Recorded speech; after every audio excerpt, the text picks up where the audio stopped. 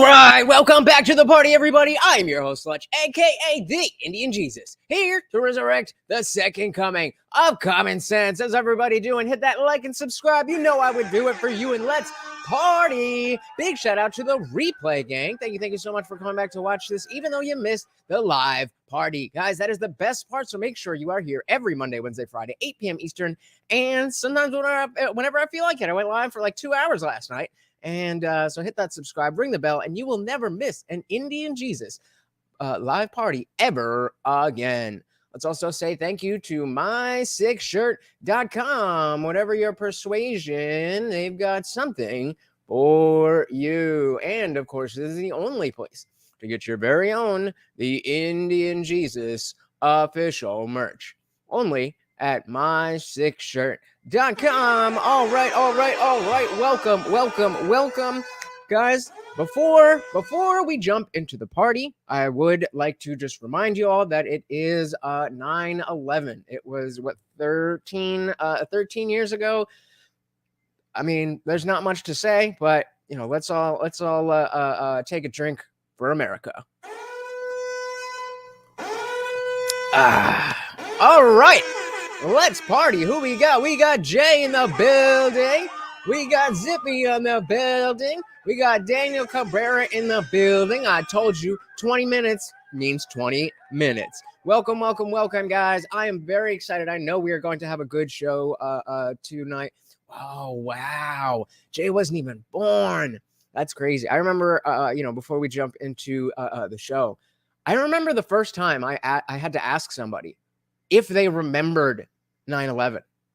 I was working at a restaurant, and I was probably mid-20s, and we were talking about it, and I assume it was on a 9/11 of whatever year. And we were talking, and I noticed that like, wait, do you remember that? And we would have that kind of stuff all the time because, you know, there was a bunch of younger people and, you know, we'd be talking about TV shows and all this. Oh, do you remember when that happened? Do you remember that? But I just like, because I was used to checking in. Oh, do you know about this thing that we're talking about from years ago? And then it was like, wait a minute. Did I just ask if you remembered about 9/11? Insane. Yeah. And now we have to ask, not even do you remember, but were you even alive? Crazy. Yeah, Jay said 2 years, 11 days after I was born. That is insane. So all the more reason to, you know, just take a moment to reflect. And if you didn't experience it, what you thought it might have been like. And if you did experience it, remember how much it brought us all together, as horrible as it was. And hopefully nothing like that happens again, but hopefully we are brought back together. So moving on, I know it. You guys love it as much as I do. The Jubilee Middle Ground. That's right. We got another one for you. And this is going to be an interesting one because I don't think I think a lot of things are going to happen here that we're not necessarily expecting, but it's gay conservatives and gay liberals. Another episode of Jubilee Middle Ground. Again, if you are not familiar, there will be a prompt, and then the people who agree with the prompt will step forward and have a little chat, and then the people who disagree will then step forward afterwards and talk about it. Shout out to Lefty Lucy. Welcome. Said I sobered up quick, man. I was on one last night. I don't even know what happened. Like, let's just move on. But welcome to the party. As always, guys, if you cannot hear the video, please do let me know. The gay community is over-sexualized. So we have here our first prompt. And again, we have the gay liberals on the left and gay conservatives on the right, as would make sense. So the first prompt: the gay community is over-sexualized. I was gonna make this the first prompt, but I know where we would all fall on this. But again, being conservative, I would have a hard time with you not thinking that the community is over-sexualized. But you know, maybe what is like put out there on the media and stuff, maybe that's, you know, a bigger, or excuse me, rather a smaller part of the gay community than those of us on the outside. No. So very and all these questions, that's the kind of perspective I'm going to be taking, is, you know, it's an community intra-community discussion, even though we're talking about politics. Come on, why are you defaming me? I was not eating Morty's treats. Morty was going to get some of my treat, but it is still thundering, so I don't know where he is. Maybe we can coax him out with some peanuts, but that was my treats, all right? I was not eating dog food. I was not eating dog food. Zibby says, I don't care what your politics are. We all must have the same freedoms and rights. Yes, sir. And that goes along with the poll that I did choose. Do you care if gay men agree with you politically? Do you care that you know, and so yeah, you interpret that as you will, and we'll talk about it on the other side. Well, Lefty Lucy said it was a good show, and I don't really remember, so I'm gonna go with Lucy. Thank you. All right, so gay community is over-sexualized as the prompt. Let's see what they say. Can the agreeers please step forward? Yeah, I would assume all of the, maybe not all, but I would assume more of the people stepping forward be on the conservatives. Okay, 2 of the liberals and all the conservatives. That makes sense. Community. So again, the 2 back here disagree with the prompt, and then they'll be invited to the conversation after. Because, you know, it's based off of our sexual attraction, it has a very easy time going into a space that's all about sex. To me, being gay is a lot more than who I sleep with, you know? It's an experience from when I grew up. The movement used to be about love, but then you go to a pride parade now and you're seeing old men with their genitals out. I think everybody has a right to like express their sexuality in the ways that they do it. So on those grounds, I'm not like offended by these old people like doing what they're doing. But I do agree with that. I think like one of the biggest challenges when I was coming out to my dad, who's Muslim, it was like my sexuality, being gay, isn't just about my sexual lust for other men. It's more about the spiritual connections, the in-depth things. Like me as a whole complex person, I do think that our experiences and our existence has kind of been trivialized by the over-sexualizations. So it's interesting that, I mean, I am at no point saying that that you know, being gay is, or you are the entirety of your sexual orientation, but these other experiences and connections and things that he's talking about, I don't know how much that actually has to do with being gay. And I mean, obviously I'm not, so I don't know, but that already is striking me as odd. Shout out to Melted Mind Media. Welcome to the party. Another awesome YouTuber. Just dropped the link to his channel in the chat. Please definitely go check him out. Welcome. I don't think it's inherently an evil. And the over-sexualization is apparent in the apps that we can get. I mean, you can literally have sex on demand, or you could find it in a location wherever you want. Certain businesses are actually keeping doors open because men are having sexual relations in the bathrooms, and that's inappropriate. I mean, that's definitely inappropriate. But if I had a business and it was a failing business, but it was kept open by gay dudes coming in and using the facilities, like, I guess we're a gay bar now. I don't really know. Melton Media said, just got a new router and the Wi-Fi is so fast. Isn't that the best? That's why you got to get that Ethernet cable where you don't even have to worry about it. Unless you're in StreamYard. Zipping is Strange says, one of the strange economies with the gay community is hypersexualization. Much like how blacks not wanting to be something better. It's not most of them doing it, just the loudest squeaky wheels. Yeah, and I think that's where you know, this conversation is likely going to go. But it absolutely is a matter of representation. And when I say representation, I don't mean like making sure there's a black gay and a Hispanic gay, and I mean it is it's just endemic of a lot of the things that we see, where the loudest people, who are the small minority, kind of dictate how the rest of everybody else sees the community or the scene or the group, whatever it is. Want our privacy too, just like women, and now we can't even have our privacy because a small sect of men ruin it for us. Yeah, and that was really frustrating too. When I came out the closet, it was like I had this innate pressure, like, oh, I have to download Grindr, I have to be super sexualized, and that's really bad on our youth because ultimately everyone has sex. I get that, but why is it that our community is so hyper focused on that? I haven't attended many Good pride events question. because of that reason. And I was able to go to Portugal, and there was this queer retreat. And it was like the first time I felt like safe and secure as a queer person because it wasn't sexual, and I could have these relationships with queer men, but there's no expectation to be sexual.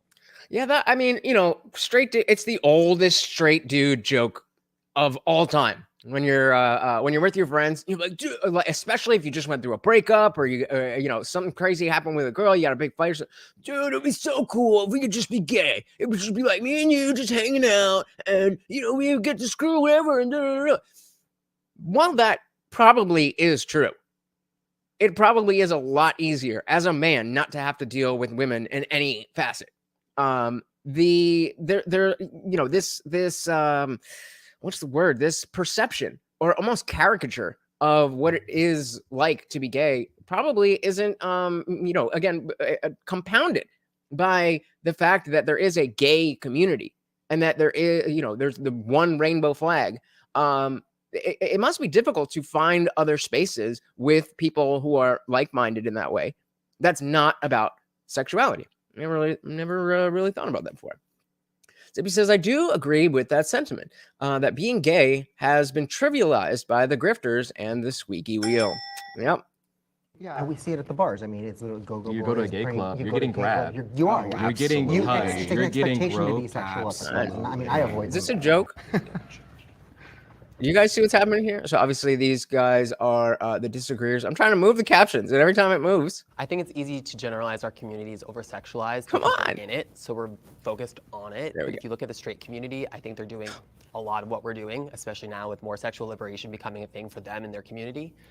I also think that we have to remember, like, we've only been legal, as in like decriminalized in our sex for 20 years. So let's actually come back to that point, because Zippy brings up a good point here. Said he's talking about it's hard to be yourself when you have to hide it. There's a certain level of loss of spirituality and self if you have to hide it. I think that's the gist of it. I think you're exactly right. It's not about, you know, finding, again, it's not about, like they said, it's very easy to find gay sex if you want to do that. But finding a community of other gay people that's not about sex is definitely, you know, there seems to be a lack there, in the same way that, you know, secular conservatives don't really have a place to go, which is why I built the channel. You are welcome. Where secular conservatives don't really have a place to go that's not about like, oh, church bad, oh yeah, we all disagree with that. So I think you hit the nail on the head, Zippy. He said, people is people. They're a bit stringy and chewy. No, there are no bodies buried in my backyard. Sure. So this guy in the denim vest there, he is pretty big on TikTok, and he exposed me to this horrifying. I do not, especially if you have daughters, I do not suggest, you know, even broaching this topic. You know, it's nothing like graphic, but in terms of what you're actually seeing. But he'll go like on Facebook and Instagram and find pages of, like, you know, a girl who does gymnastics who's like 9 or 10 years old, and her parents are taking pictures, and it's just a family thing. And you go in the comments, and it's a bunch of old men. She's like, "Oh yeah, babies," and like over and over and over. He had to take a break from his TikTok because it was messing with his mind so much. So I think his name is Barrett. Shout out to him. But I guess he is a liberal. So let's see what he's saying about 20 years. A lot of what we're doing, especially now with more sexual liberation becoming a thing for them in their community. I also think that we have to remember, like, we've only been legal, as in like decriminalized in our sex for 20 years this year. That's crazy. That's a decent point. 20 years ago, you could not, I mean, well, not everywhere, but federally, it was not legal to marry the person you loved. It's so hard to think of that type of world because of how quickly everything changed and got flipped on its head. But that's a good point. Every year up until 20 years ago, like, there's going to be an explosion of people wanting to embrace their sexual liberation. And then you look at things like the AIDS epidemic in the 80s. Like, that took away so many people, and it made us afraid to have sex. So this, in my opinion, it's a way for us to overcome stuff. And Shout out to Mood. Welcome to the party. Mood said, "Isn't it still illegal to be gay in some states? I don't, the act itself. I don't think so. That would be sodomy. I don't think there's. I could be very wrong. Well, if only we had like a thing called the internet right in front of my face. Is sodomy illegal in any U.S. state? As of October 2023. Wow. The following jurisdictions had statutes criminalizing consensual sodomy. Wow. Florida, Kansas, Kentucky, Louisiana, Massachusetts, Michigan, Mississippi, North Carolina, Oklahoma, South Carolina, and Texas. Until October, which is less than a year. I'm with you. That's crazy. But we do also have to factor in the notion, like Tim Pool we use all the time. Another weird law in Florida is that women are not allowed to go skydiving on Sundays. But this is precisely why our the culture that we push, the values that we hold are so important. Because even though that it's illegal in all of these states, or it wasn't illegal in all of these states, you ain't gonna get arrested for that. Which is a good thing in case anybody didn't put that together. Yeah, the towers have been down longer. That is insane. Good question though, Mood. Unwanted foe, welcome to the party. Good to see you, brother. Said just because it's been decriminalized only 20 years doesn't mean it's not over sexualized. Absolutely true. So I think that's kind of where he was going, is that, well, we're making up for lost time, which is, no, I don't accept that argument. That doesn't mean though that 20 years isn't a fact. Yeah. Mud pie. Yeah, all these I'm gonna move on from that. Lefty Lucy said, I love how they still call it legalized sodomy. It's just gay. It's gay. What is this? What are you sending me? Canada warns LGBT residents of the risks of traveling to the US due to some state laws. I mean, that's obviously, CNN, that's the headline here. But we know CNN is going to twist that knife as far as they can. But I mean, wow, you learn something new every day. I would have never thought that was the case. Daniel said, I know there was a state where it is illegal to tie your giraffe to a light pole. Yeah, there's a whole back before we were all on our phones whenever we were pooping, we used to have these things called bathroom readers. And it was a book that was specifically meant to be in the bathroom. That was like, like jokes or fun facts or Guinness Book of World Records types of something that just, instead of just like reading the back of the shampoo bottle or something. And there's a whole series of Dumb Laws books where they filled books full of all these types of laws. So that's crazy. I'm gonna get back to that because that's a good point. But yeah, man, I mean, whatever. I agree with who said it. I agree with Unwanted Foe that just because it's new, that's not an excuse to go in overtime. But a mood here saying, isn't all society over sexualized? Is gay culture more than straight? I would say yes and yes. I think it is more sexualized, but I completely take your point that a lot of everything, think about anything marketing, there's a lot of sexuality. Another great book. I'm reading ahead. Another great point. Thank you, Mood. Multiple Media said big book of dumb American laws. Yeah, exactly. Yep. Good one. Daniel said that's most books of law, Melty. Good one. All right, let's see what our dude here is Let's see if he's gonna. Do you think he's gonna, take the argument? Well, we only had 20 years, so we got to make up for lost time. Liberation. And then you look at things like the AIDS epidemic in the 80s. Like that took away so many people, and it made us afraid to have sex. So this, in my opinion, is a way for us to overcome stuff, and we definitely need to find a balance. The basis for So he did say we do have to find a balance, but he did kind of say what what Unwanted Foe was alluding to, that yes, it is new. You were being treated unfairly, but also that doesn't mean you need to over-sexualize and hypersexualize things. But he did say that there needs to be balance. So I'm sure if we sat him down, even though he's on the liberal side, I'm sure he would be like, yeah, I don't think there should be dudes' balls hanging out all over the place or something. But I think he would be more willing to protect the rights that his community has fought so hard for. That makes sense to me. That makes sense to me. making us illegal has always been based on sex. Right. And so being openly sexual in any way at all whatsoever is inherently a protest, inherently subversive. I mean, there are sexual... Okay, agreed. That if you're gay and you be, anything sexual in public is, in protest. But number one, that doesn't mean all protests are good. And that doesn't mean that all protests are effective. And so you see a lot of the backlash coming from more of the trans side of it, but they're the LGBTQ plus IA, whatever. So they're all one community.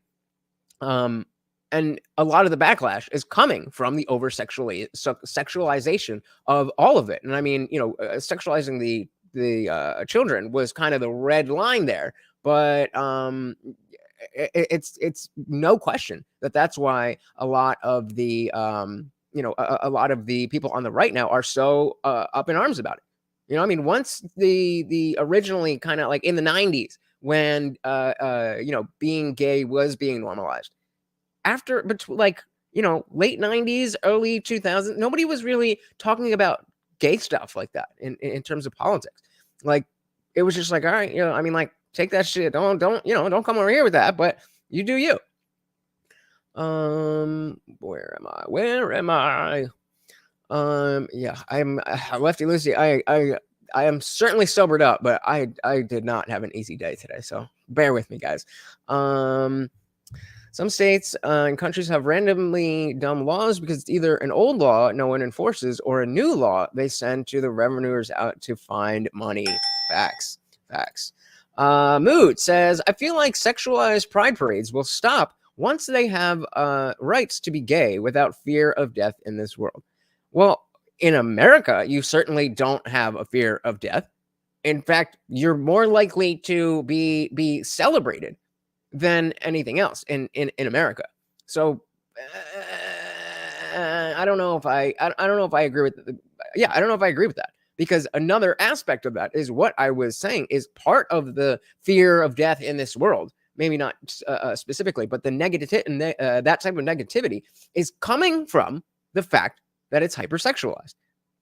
So it's kind of, if this is the mentality, this is kind of seems self-defeating.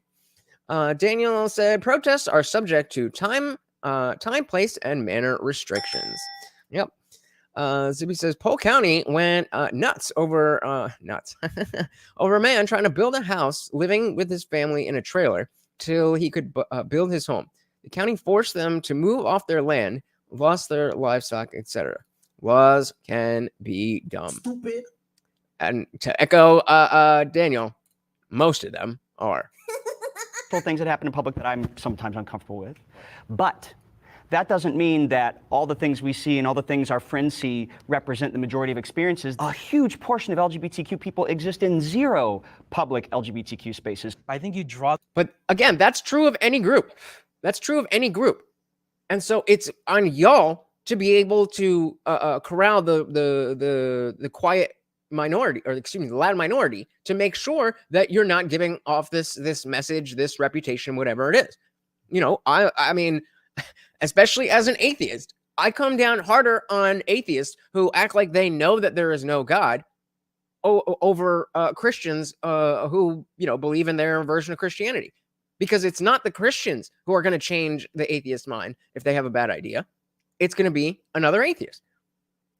So, I mean, fair enough, but I don't know if that takes us anywhere.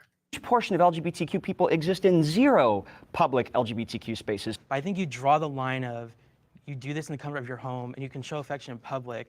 I don't know if we need to be like Pride. indecent in public. I don't know if that would be considered. How do you define indecent?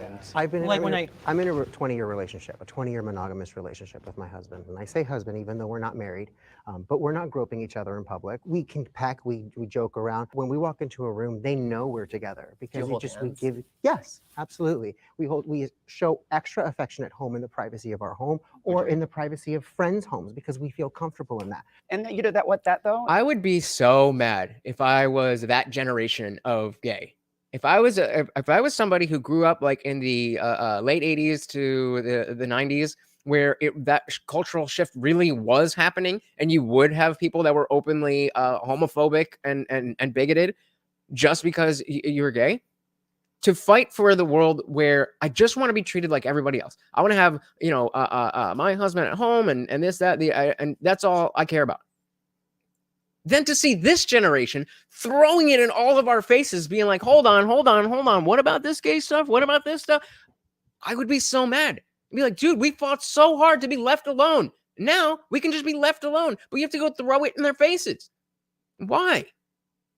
Yeah, Zippy's saying because gay is hip and cool. It's more sexualized. Kind of like girl power and trans queen stuff.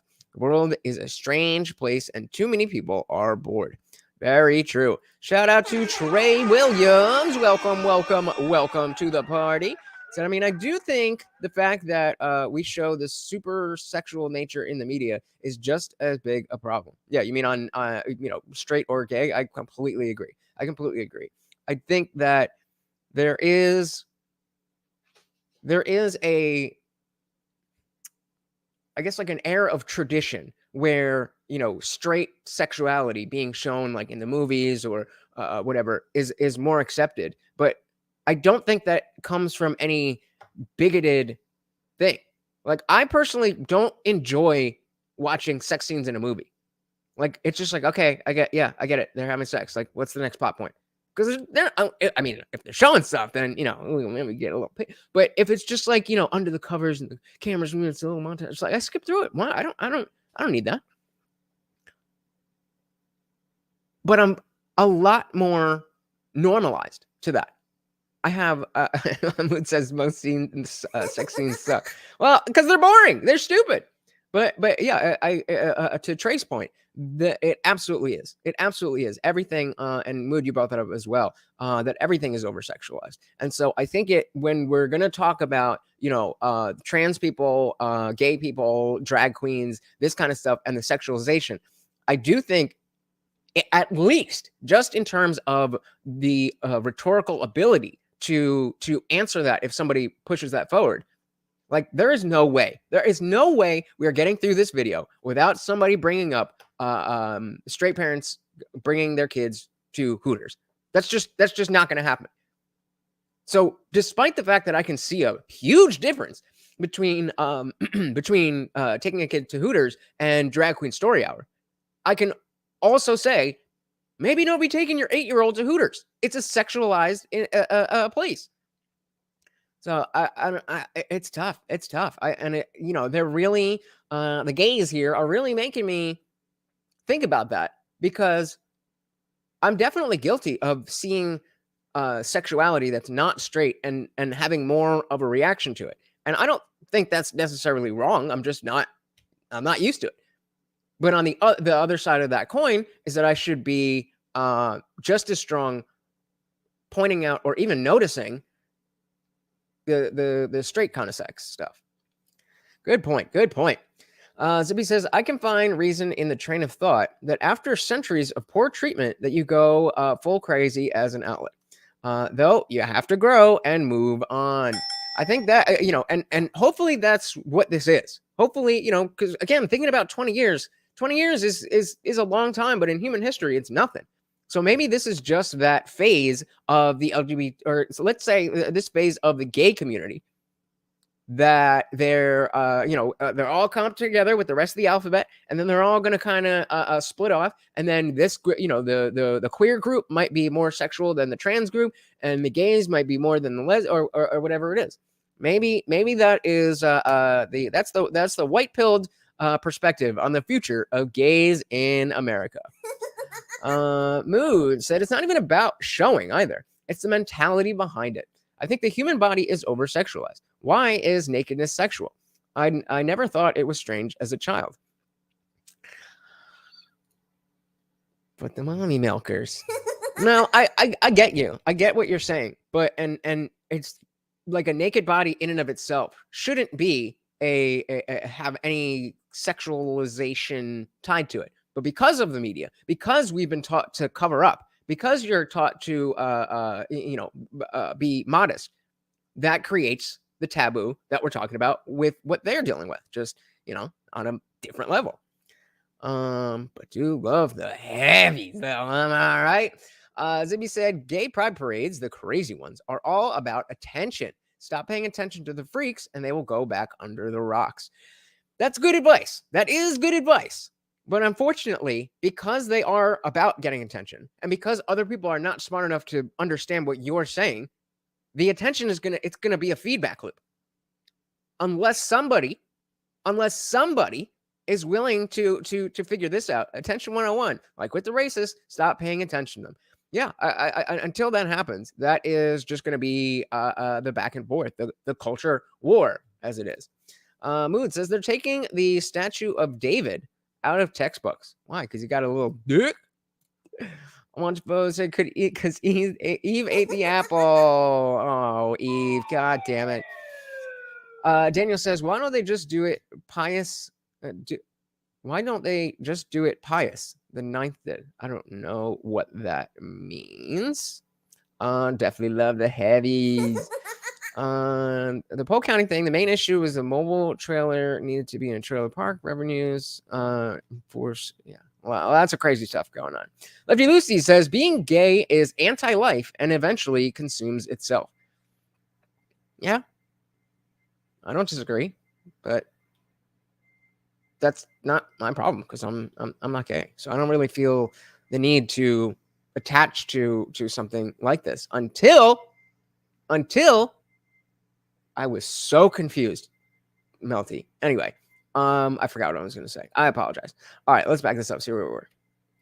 We give, yes, absolutely. We show extra affection at home in the privacy of our home, or in the privacy of friends' homes because we feel comfortable in that. And you know that though is your specific preference for public affection. There are a million rom-coms out there for with heterosexual people, and a funny thing seen in that movie is straight people having sex in some public space. Correct. This is and as we just brought up, that is something that if we are going to be like, hey, you're G-rooming the kids, that has to be part of the conversation. That has to be part of the conversation. I still don't think that's appropriate. I don't necessarily do either. I don't necessarily do either. I'm just saying we're talking about personal preferences. I know, but I think a lot of times in this, and I don't disagree with what you guys said, but a lot of times what I'll hear is like, well, the straight people do this. And I always grew up saying, I clean my house before I tell somebody else to clean theirs. I am not straight. Right. Therefore, if straight people are doing something wrong and gay people are doing something wrong, I'm going to address the gay people that are doing something wrong and not addressing like the people who, as it should be, have been setting a stage for all of us to like follow suit with. Like we live in a heteronormative culture, like everything that we see is based off of the way that they exist. The whole idea of over-sexualization and things like that, I think the danger in it is that for so long it's been weaponized against us. So we're always kind of like under this magnifying glass of like, oh, well, can I hold hands? Can I kiss this person? And then, I don't think we necessarily have to like mimic quote unquote bad behavior simply because that was what was served to us. All right, and so right on cue, that would be the end of the first prompt. And Moon says this looks like a healthy discussion. I agree. So let's go to our poll here. Again, replay gang, let me know in the comments. Do you care if gay men agree with you politically? So there's a couple different ways to interpret that, and is like you can say, okay, do I specifically? Oh, come on, don't copyright me. Come on. No.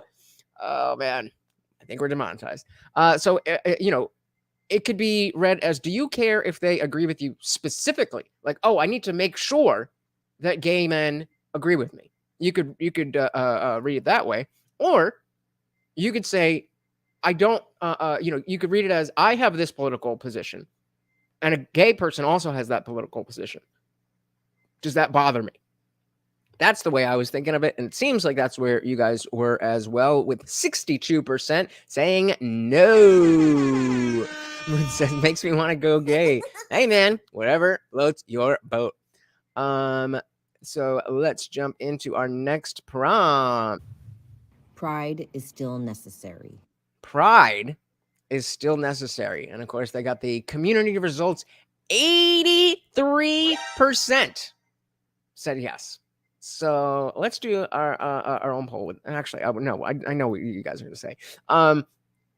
That clearly shows what type of audience Jubilee has. You would expect it to be somewhere in the 45 to 60-ish range if it was just everybody. That's what I would expect. Kind of just pulling that number out of my tuchus. But the fact that 83% of them said yes shows us where they're coming from. And I point that out to say that, shout out to Jubilee, because you can kind of tell, but not really. Like Moot says, looks like a healthy discussion. Zippy says, I watch too much anime. I try and put sexualization in context to the fiction rather than try to force my morals on the fiction. And I try to comprehend the usage of it. Half of it is dumb. Yeah. Their favorite sin. Yep. And Unwanted Foe said necessary is a strong word. So that's the key part. And this is what I love, that you guys are starting to do this more and more with my questions as well as these types of prompts. So they can interpret this as, without pride, all the worst things in the world would happen. The laws would get pushed back, or something like that. Or they could see it as necessary, meaning part of something that I don't want to give up. You know what I mean? As opposed to like a survival thing. Just like a necessary to me continuing to be happy. Let's see. Yeah, I think pride's necessary, but we need a PR revamp. Yeah, I think we need a rebrand. I mean, understatement of the century. Pride needs a PR rebrand. A lot of issues with what I see at pride parades now, just because, as we've discussed previously, I think that it's a little bit over-sexualized. We're celebrating essentially sex rather than love. And we have people running around riding bikes with their balls out in front of kids. And for me, where are you seeing this? Yeah, I'm curious about that too. The fact that, where are you seeing this? So are you going to sit there as a gay man, 25, 27, somewhere? You're going to tell me that you are not aware of nudity at pride parades? Stop the cap. Come on, bro. Come on. New York City and Seattle, both of those had naked people walking the streets. Walking San on Francisco, bikes. one of them was on a bike. I saw the video. One of them was on a float, or two of them were on a float. They're on a float. I don't even want to look that up. But it was two guys in one in like a, I don't know what you call it, but like the gimp suit kind of thing, and one that had the whip, like the South Park character, like Mr. Slate. Oh my God. And just on a float, riding through the parade while there are children sitting right there. Celebrating kinks. That is absolutely what they're doing. And if they would be more open about that, I wish that, it would allow us to have better conversations. But they're just acting like kink is not a thing at all. And it's just part of sexuality. It's the same thing, rather, as sexuality. Semantic obfuscation. Moon said, okay, the naked biking is my city. It was going on before the pride parades. Oh, just like a separate event where they have naked biking in the city? This is kind of a conversation that was brought up in relation to drag. That, if naked biking, I mean, I don't disagree in terms of where I'm sitting but I certainly would not be in favor of that going on. I'm also not in favor of the government clamping down on this. This is another instance where I wish that we would have the type of culture where people decide that that's not something that they're going to do because they want to be naked. They want, of course, it's Seattle. They don't care about anybody else. They just want to do what they want to do. That's the type of thinking that I don't like. But I still see that as slightly different than pride parades, because it's not very much difference. I'm not defending naked biking, but we have to think about what is the primary purpose. And the primary purpose of these pride parades is to be sexually explicit and expose yourself and all that kind of stuff. Whereas the naked biking is just kind of a, I don't know. I mean, I honestly don't understand what it would be, but it's certainly, they're not having sex on the bikes. Yeah, liberation. Yep. Oh, okay. Yeah. So that could go for either. And I understand that, if you want to be, if you appreciate that kind of liberation, you want to go live in a nudist colony. I'm all for it. But the United States is not a nudist colony. So I'm with Daniel. Straight or gay, I don't have a daughter, but if I did, she would not need to be exposed to anybody's genitals. I mean, again, this goes back to the idea that, okay, if we see a bunch of people, riding bikes naked together, it would probably be more of like, whoa, weird, whoa, what's going on there? As opposed to, oh, I see that you're trying to push this as a normalized thing to a wide audience. It's just different. It's just a little bit different. Lefty Lucy said they aren't naked. They're wearing their leather suspenders and wearing gimp outfits. It's not about naked. It's about perversion. Agreed. Zippy says pride tends to be overhyping the thing, whatever the thing is. Well, that's the point of the word pride, right? It's to have pride in whatever we're talking about. Mood says, so think of European sauna culture. You celebrate the human body. And so this is a great example because there's three different levels. You have the pride parade nudity, you have the biking nudity, and then you have the sauna. There's a functional purpose to being to not wearing clothes in a sauna. So although it's the same nakedness, there's a difference between a child being with their parents at at a spa, and then they're just in the sauna with just a towel on, and maybe I might want to get a little bit more comfortable. But that's a very contained thing with a purpose other than being around naked people and seeing naked people. Daniel, agree again. Daniel again said this isn't European social culture. This is American culture. Yep. And but those are like three of the. It's a spectrum. There's three different levels. And while we want to say that we don't want to sexualize people, we don't want to sexualize society, we specifically don't want to sexualize children, we are humans who are made up of these parts that have been deemed sexualized.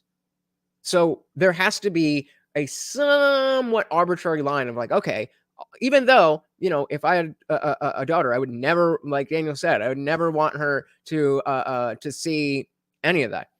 At some point, and I'm not talking about, when she gets older and she's doing her, I'm saying at some point, it's very likely that she's going to see a naked body in one context or another. And so the other side of that coin is that we don't want that to freak them out. And we don't want them to, feel like that there's something wrong with them because they see that everybody else has a face, everybody else has hair, everybody else has hands. But, this stuff is, I don't know. So it's definitely, it's tough. And there's no good answer as to where's the line. Shout out to Chris. Welcome to the party. What is good? Welcome. Melton Mind Media said the kink is showing your body off to people who don't want to see it. Yep, the taboo. Zippy says naked public stuff? No. Shirtless for both of the sexes or no one is fine though. That's a good one, Zippy. I'm gonna make that a poll. So I'm just gonna put free the nipple, and you guys will You guys know what that means, right? Is this is what I'm referring to in the poll. So do you agree with Zippy? Is should women be allowed to be topless, and or should it be illegal for men to be topless because you believe that it should be illegal for women to be topless? Great question, Zippy. Lefty Lucy said, expose themselves to children. What a great kink we have. Let's go with that one. Yeah, it's bad. It's bad. It's bad. Melted by Media said, you go to a sauna knowing beforehand there will be naked people. True, but you go to a pride parade and you know that there's going to be naked people there too. You go to a drag queen story hour event and you know that there's going to be a drag queen. So again, we're drawing arbitrary lines, which is necessary, and there should be a line. But where is that line? That is a tough one. Shout out to Unwanted Foe. Thank you so much. Said, you know what time it is. Indeed, I do. Now it is thundering here, so we'll see if we can get him. I'm gonna see if I can pull him up on my lap. Come here, Mark. Come here, buddy boy. Everybody wants to see you. Yeah, come here. There we go. Hey, there we go. Morty is in the building. And I got that for you. Thank you so much, Unwanted Foe. And of course, that makes you the new sponsor of the stream. Thank you. And as you guys know, when somebody blesses me like this, I like to dive right back into the video. Of him on a bike. I didn't want to. I would never have my balls out on a bike. That sounds dangerous. Well, no, me either. That's dangerous. Me either. But it's How low does your sack go? It's the fact that it is allowed because we have this shield of its pride, don't mess with gay people, because of our history, which is granted. But people are afraid to look at our culture and say, that's not acceptable. Because if straight people were walking around doing that, it would be a totally different discussion. I don't think that's the majority of the issue, though. I mean, the reality is That is precisely the majority of the issue, at least from somebody who's not in the gay community. That is the crux of the issue. I don't know how you could see what else would be like. What do you think we're talking about? Excuse me. The left European nudity 40 years ago. True. Moon said, "Are people riding bikes nude being sexual?" So again, it would come back to the notion of why are they doing that? Is it genuinely just a freedom thing where, hey, the wind going through my balls, all that kind of stuff, or is it, hey, like Melton Maimini was talking about? Is it like, hey, we can get people to look at us who don't want to look at us? Is it an exhibitionist type thing? Then yes, it's sexual. So, Daniel asked, why must it be nude when nudity is outlawed in the place you're doing it? Exactly what Melted Mind Media said, because they know it's the taboo that they are trying to fly in the face of. Only the ugly chicks will do it. Facts. Mood said, put some clothes on him. No one agreed to see a naked dog. Good one. So he says, men go nuts for women's breasts, but some women go nuts for men's breasts. Really? What? So why is it? But some women, yeah. I thought you were gonna say, but no women go nuts for men's breasts. So why is it fair to ban one and not the other? It makes no sense at all. Bare the chest for those crazy enough to bear it. But you just said it in your own comment. Men go nuts for women's breasts, but only some women go nuts for men's breasts. And I would say, really? I don't think any women care about male breasts. So I agree or disagree. That is why they're different. They're different circumstances. Is that being visible, period, is vital. Absolutely. We can be none of us visible will. without being sexual. None of us will be alive to see the I don't know if you guys heard that, but I think his name is Amir. I think he works with Turning Point USA. He said we could be seen without having to be sexual. day when heterosexual people and homosexual people have equal agency in what's allowed and what's not allowed in the public space. Me personally, I actually think Pride is very necessary. I love it. I wouldn't say Pride parades. I feel like you guys are leaning towards like the parades itself. Pride is like liberation, you know. Just proud of who you are and yes, yourself, and accepting just, yourself. yeah, accepting yourself and having the people around you in your circle really accept you. It really tells the future generation, like, not only is it okay, but look how far we've come. At 2011, you know, the Don't Ask, Don't Tell policy was abolished. I'm in the military, and had that not been abolished, I would not be able to be, you know, a minority literally be openly gay and still be able to serve my country. Yeah, and I want to. I wish somebody would ask the question of I forget who brought it up, but what is the how are we determining necessary? Necessary for what? And I think, you know, we have our older dude in the back here, and I feel like he's going to come in and say kind of what I alluded to before, that like we had pride, we fought for all the rights, now we got all the rights, so let's just be left alone. Let's just be happy gay dudes. That's what I would assume that they're going to say. Moot says women love a nice set of pecs. I mean, true, but just that's the muscle, not the breast. All right? Breasts are not muscles. So I still win. No, you're right. You're right. Melda My Media says, because I don't want to see some ugly titties while getting food. I mean,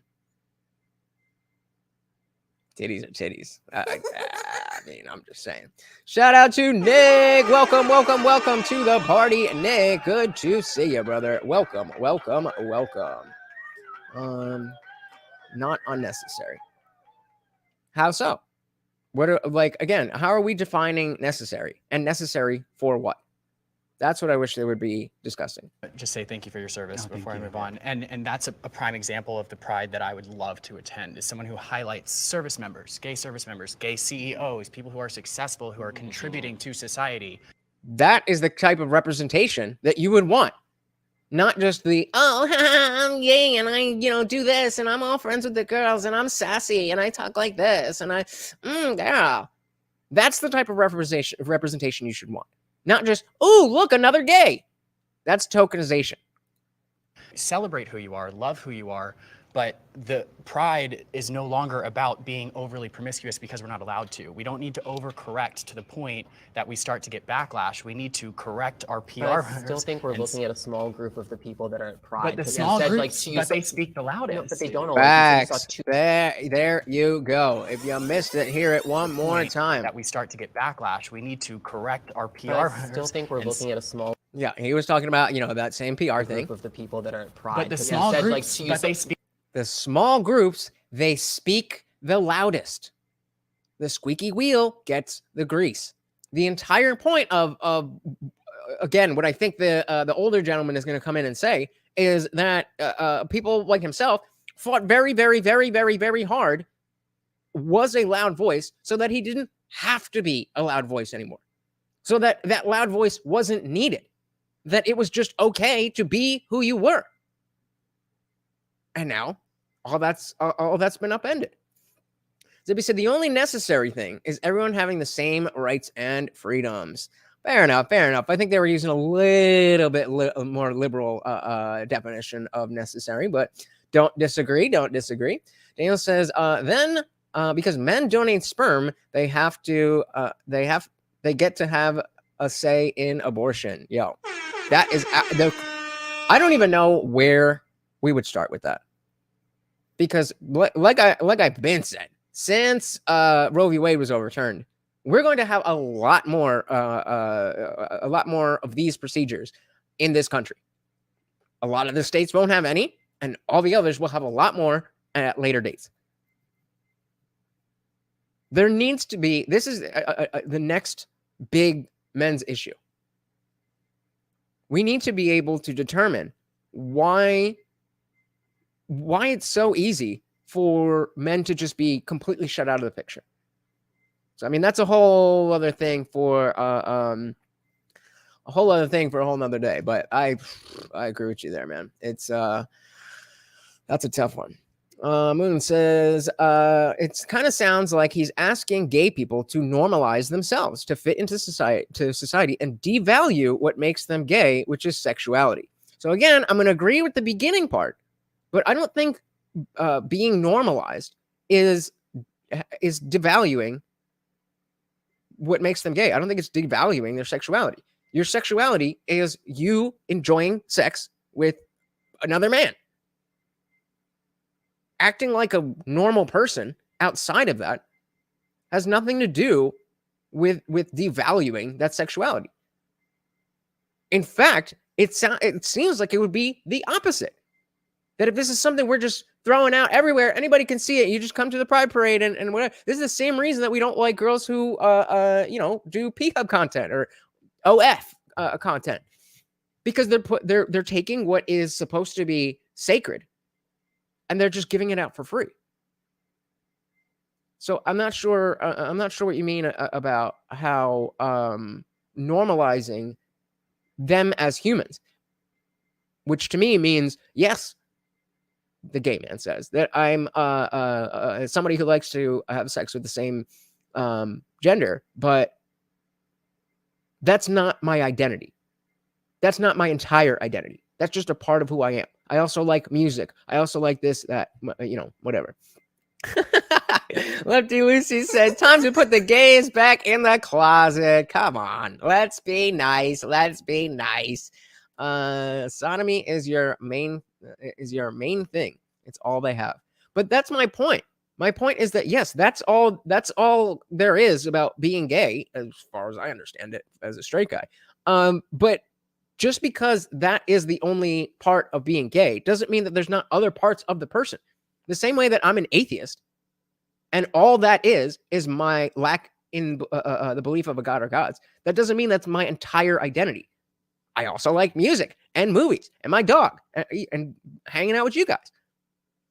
So it doesn't have to be the entirety of your identity just because you are in this group. That's what I think. When we're talking about normalizing, that's what we want. Both the society at large and the average gay dude. I think they just want to be part of normal society and also be able to have sex with who they want to. Mood said, I keep wanting to say Moon. I don't know why, but Mood said, no label will define you, but what defines the label? Good question. Good question. I mean, I think that, I think that Lucy's right in the sense that, sodomy is their main thing. That is all they have. But that's all they have as part of being a gay man. There's a lot of other things that you can be while also being a gay man. In the same way, there's a lot of other things you could be while also being an atheist. Hey, shout out to Melted Mind Media. Had to steal the sponsorship spot. Thank you. Morty very much appreciates the treat. What does Melted Mind Media say? Said, kink shaming is my kink. Hey, that's a good one. I want to steal that. Thank you, sir. Of course, that makes you the new sponsor of the stream, guys. Especially with Jubilee, they can be copyright heavy. So you guys help me out, making sure that I can continue doing these and not have to worry about that. Means a lot to me. Thank you so much. Speak the loudest. No, but they don't always. You said you saw 2 people naked. Like those 2 separate instances of groups of people who were naked. Yeah, not 2 people. 2 different instances of a large group of people who were naked.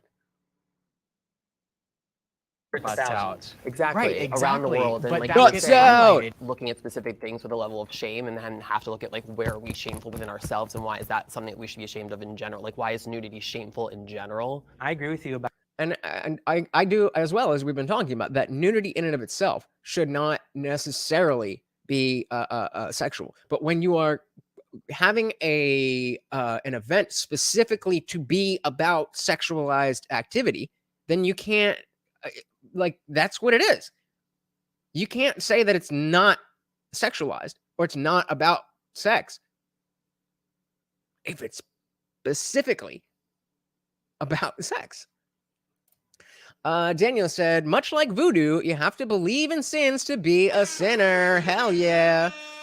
Mood says, and being prideful, being fabulous, being creative, being humorous, it's not just sex. Exactly. And I would even, the fabulous part, I mean, okay. But if we go on, being prideful, being creative, being humorous, being all of those other things, whether, again, I'm going to keep comparing atheism and homosexuality because, it's what I can relate to. But there's a lot of other things about my person that is outside of my non-belief in God. Well said, Mood. Well said. Zippy said, sin is typically imperfection because we are flawed. We sin. Yeah, well, Nobody's perfect. Nobody is perfect. Moon said, "Free the dick." I bet you ready for that dick, aren't you, son? Melton Media said, "This is a very low T room." Well, they are gay guys. Lefty Lucy said, "Why do they keep lowering the sodomy age then?" Is that a thing? I did not know about that. That definitely needs to be on the radar. For sure. About nudity itself is not sexual. I don't think so. Because I have been into new places and it's not sexual, but when you make it sexual, that's the problem. It can be indecent exposure at some of these things, and Pride needs to not be complacent and address it. This should be interesting. I don't know. I was just talking shit. I was just talking shit. Yes, heels. Come I on. know. I'm alone on this one. But So I'm really hoping that he's gonna say the type of things that I was talking about. That he's kind of gonna lay the smackdown and be like, "Look, guys, I get it. I get it. Where you need to feel like you're so special, like every other millennial or Zoomer is, but chill out, because we already won." the reason I'm alone on this one is because I organized one of the most successful prides in my community in 2016. I invited Been there, groups done that that. were outside the norm, like the NRA and the local GOP, including the Democrats. Because for me, it was important that this event reach the entire community more than just saying we are a sexual being. We wanted to educate the people.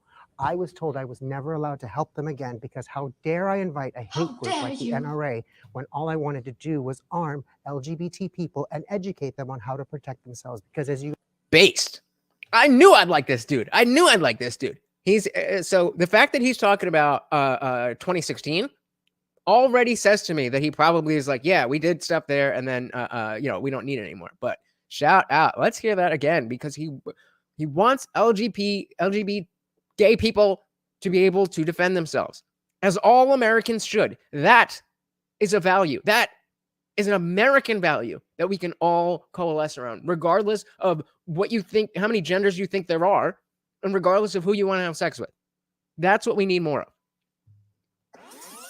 I was never allowed to help them again because how dare I invite a hate group like the NRA when all I wanted to do was arm LGBT people and educate them on how to protect themselves. Because as you guys said, there are those people who would hurt us. I live in a very, very red community. Okay, Mike Garcia is my representative. Santa Clarita? Yeah, Santa Clarita. Shout out to Taiwo. Welcome to the party. Shout out to Twitch. Said, hello, how you doing? I want to mention that your recent stream was fantastic. Thank you so much. I loved your video and your, oh, this is a bot. Wah, wah, wah. Here I am, feeling like, oh, wow, somebody's actually taking the time to write something nice and long. They're not. It's a bot. Oh, well. Moving on. But I dress like this to galas, big government galas, realtor galas. No one has said anything to me. And in fact, all I get is positive affirmation that, hey, you're living your best life. And I say, it's not really necessary because I can walk down my street in heels and braids. In California. Yeah, you are so privileged in that way. Yeah. In Republic. Here we go. The leftism is starting to seep in. He just said that he lives in a very red area. Yeah, most of California is red. It's just the cities. Now, I get that there's, but they immediately try to undercut your privilege. Like, why? How does that help anybody? Mood said everyone should be armed. Facts. That's you're new here, so you're not as familiar with my past. But I used to be super liberal. I used to be super anti-gun, and that is one of the biggest things that I've changed my mind on is the importance of the Second Amendment in general, but firearms. And it was just like I assume most liberals who are anti-gun, they just don't know. And it's just like guns kill people, so they're bad, right? That's about as far as it goes. Where are we? Daniel said, I got played by artificial intelligence. I almost got played by artificial intelligence. I didn't read the whole thing. Yep. Free the guns. There we go. That, again, is a message we can all rally around. Mountain Mamine said, I will trade free the nips for free the guns. Agreed. Republican-controlled California. A recent Yes. poll of Californians found that 35% of Californians feel that homosexuality should be discouraged. I've done this. So wait. There, I'll come back to this. Did he not just get called out for having privilege, and then the same person said most people don't want it to be legal or whatever? We got it.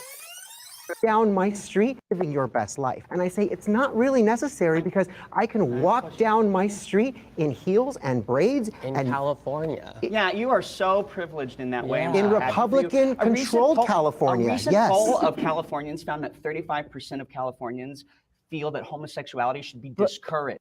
Okay, so if 35% of Californians, which is, that seems like a lot to me. I would think in 2023, you would have a hard time finding more than 15% of people anywhere in America. Okay, so discouraged, not illegal. That has to be mostly religious. And how does that, like, what's the privilege then? You just said that you're so privileged in that way. Oh, let's get some of these. Daniel said, I bet he does live in a very red area. Someone's... I gotta start reading these before I pull them out. I don't trust you guys. I don't trust you guys. Lefty Lucy said, if it says something different to their point of view, they scream, bot. Poor younglings. Yep, that's the way that they're speaking of, a bot in the chat. Bots on the panel too. Bots on the panel. Daniel said, my fine friend, you are stuck on a definition. When I choose not, oh, you guys are talking to each other. Yeah, you guys are having quite the debate in there. I'll be asking about it in the Discord after party, which is happening right after this. All right. So again, I'm looking for the privilege. He said, walk down my street in heels and braids. In California. So in California, you're so privileged. Yet 35% of the people. Yeah, you are so privileged in that way. I'm In so happy for you. Republican-controlled California, A recent yes. poll of Californians found that 35% of Californians feel that homosexuality should be discouraged. I've done this so great in for you that you're in Michigan. an LA I've done this in Michigan. I've done this in Tennessee. I've done this in Missouri. And you've I've walked done around this like this in all those states. Yes, I have. Yes, I have. And I have had absolutely no issues. I walked into a backwoods bar in the middle of Nashville where it was a double wide that had been converted to a bar. I mean, it's Nashville. It's not like, Atlanta or not even Atlanta. I was going to say some like Montgomery, Alabama. It's Nashville. But point taken. And it was one of those record scratch. What does your husband look like? My husband is 6'4", and why does that matter? Oh, actually, okay. I think I might be. I think I might see where. Walked into a backwoods bar in the middle of Nashville where it was a double wide that had been converted to a bar, and it was one of those record scratch. What does your husband look like? My husband is 6'4", and he's and there's your a man. protection. That's not my protection. That is I walk in. That was like slimy. That was slimy. Well, there you go. There's your protection. You got a 6'4" man. And so that just, if you're 6'3", then, everybody hates you for being gay. But once you hit 6'4", then you get a pass. What are you talking about, bro? Moon said, oof, I have definitely seen gay hate in person in those states. Yeah, I mean, I think it's pretty, I don't think, views of different sexualities and stuff are like where people want it to be. But 35%, I don't know. That's a lot of people. That's a lot of people. Bill, I mean, it sounds like he's got, he did that thing. So I'm sure it's a big dude, but that invalidates his experience. I forget names, but that invalidates this guy's experience, according to this guy, because he's got a tall husband. Like, yeah, I think so. Like, what's his point? That he won't be mobbed to death? That wasn't really what we were talking about. We're talking about getting weird looks or even comments. So, I mean, I can definitely see that having a big burly dude with you is going to be you're going to get less flack than if you're just someone my height and looking like that. But the way that they're like, he hasn't even said the thing yet. We don't even know what his point is yet. And twice they've tried to undercut him. Let's see. Look like. My husband is 6'4" and there's your a man. protection. That's not my protection. That is I walk in bullshit. that community dressed just like this in these heels, and not only do I not get hate, my husband gets more business. I'm so based, but also let's think about this. If you are somebody who is going to cause problems with somebody because they're gay, then in 2023 it likely has some very strong and very likely religious ties. So you would be willing to fight these people or argue with them or say mean things, or regardless, because it doesn't matter about their size. It's about the fact that they're doing something that you see is so horrible. So I don't get what the point is. Yeah, Meldemai Media said 6'4" won't stop a 9mm. Height is a moot point in modern conflict. Absolutely. Unwanted Foe said, well, it's a cat fight, so of course it's slimy tactics. Yeah, I mean, they bitch flexing. Oh no, oh no. Meldemai Media said it'll stop a mom with the heels, and I would imagine those hurt. Unwanted Foe said, and there'll probably be some petty tactics later. I'm looking out for that. I would not be surprised. happy for you that this is true for you. I really am. Yeah. Are you? Are you though? But the reality is that you represent a small minority of LGBTQ people and how they actually experience life in America. To your sense of how so? What has gone on so far that you can say that? Maybe. And I know that they sit there for like 3 hours and they cut it down into a 1 hour thing. But how can you say that? You just sat down. I'm so happy for you that this is true for you. I really am. Yeah, totally. But the reality is that you represent a small minority of LGBTQ people and how they actually experience life in America. To your sense of freedom, which is so admirable, I think that those things are built on blocks of people who probably did feel that pride was necessary. So it's a beautiful. But again, you're talking to the dude. He's the generation before you. He was the dude that felt that pride was necessary, and he's the only one. He's the only one that didn't step forward to say that it is still necessary.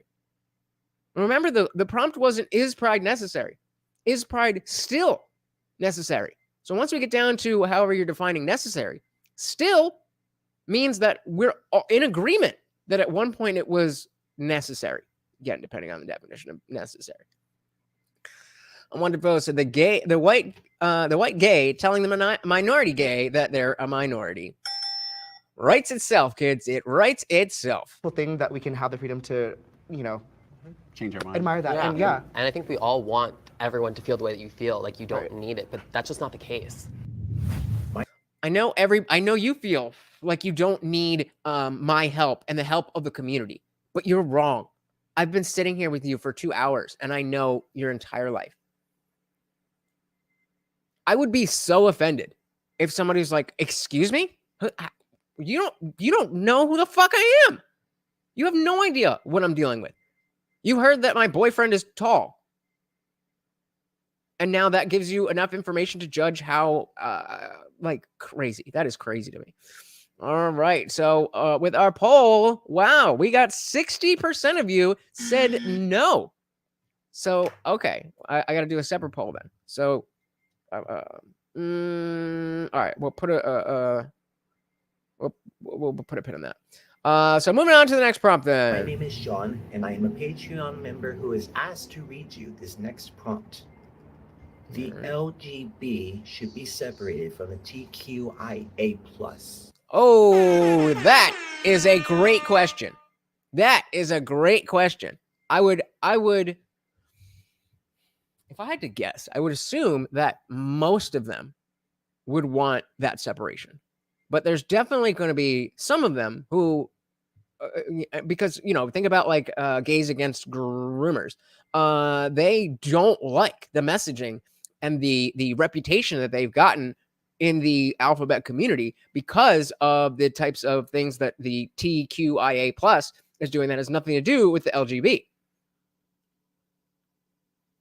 it's so tough because a lot of times we watch this stuff and I have a frame of reference for how I think a lot of these people are going to think and act, but because it's all through the gay lens, I don't know that. I don't know.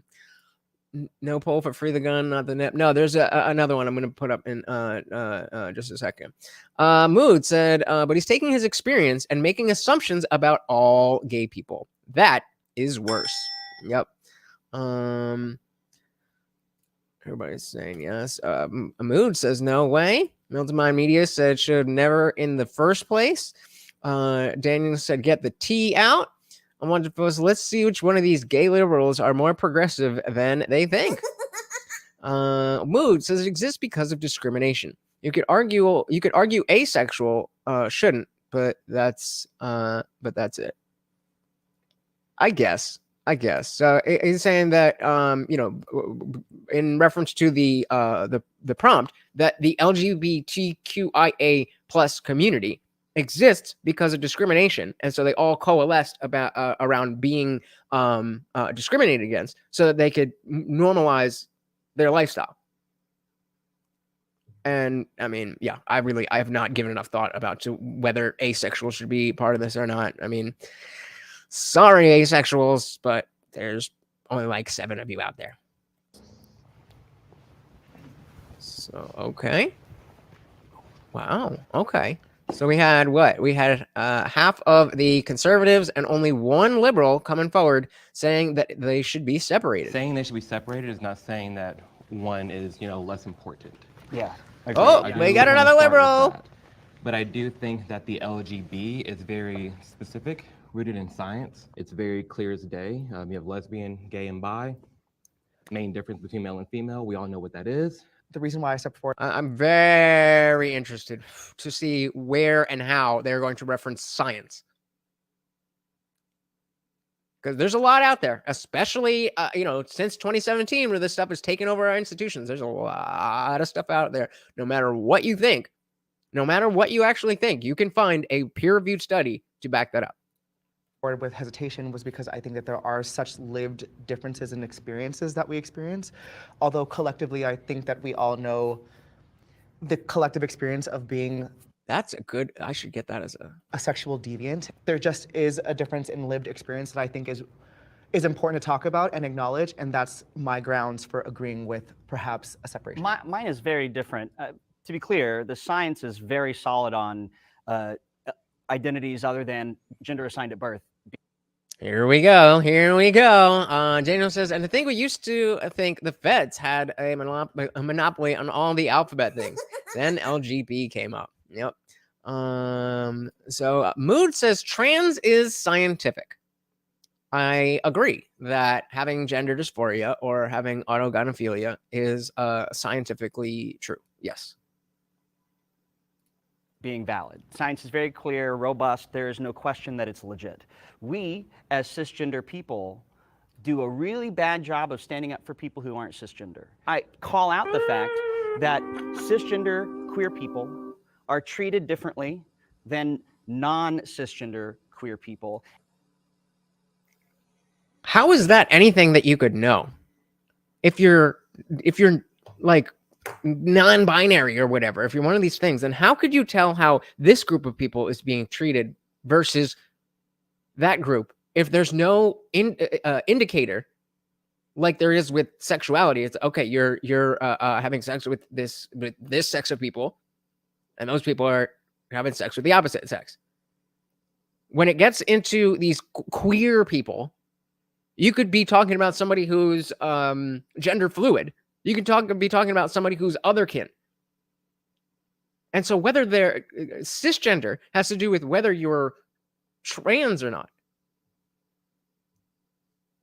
I guess I gotta let them go more. I don't know about this stuff. People who aren't cisgender. I call out the fact that cisgender queer people are treated differently than non-cisgender queer people. Like, have you ever thought about the difference between a cisgender queer person and a trans, well, whatever, however you would say. Like, I've never even thought about this differentiation at all.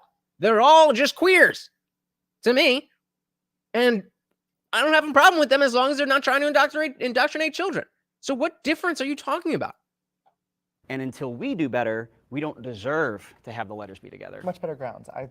So, I mean, I agree with what you're saying, but I think in general, this conversation. You know, this guy's on TikTok. He's pretty good with, you know, kind of calling out the BS from within the LGBT community. I hope that he's going to be a little bit better at articulating this stuff, because you can't be too inside baseball, because most people are not gay. So if you're talking too much of inside baseball, then, you know, this isn't going to go well. I would hope that the producer would say, like, oh, for the, you know, the less initiated, the older people, the boomers, the whoever, can you explain what the hell you're talking about? Can become very hostile, because it seems like, you know, I'm like, oh, I don't want you to be a part, like, I don't want you to be my friend. I don't want to be with you, be next to you, be seen with you. And that's not the case. One is an identity and one is a sexuality. And that's just the simple difference between the two.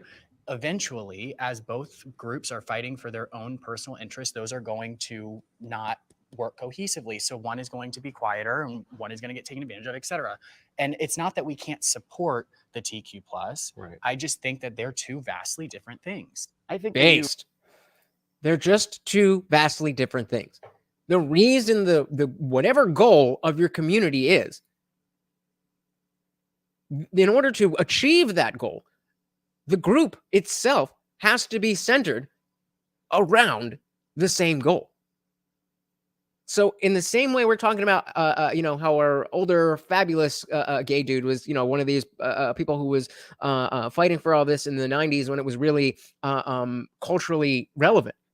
The trans stuff is only culturally relevant now.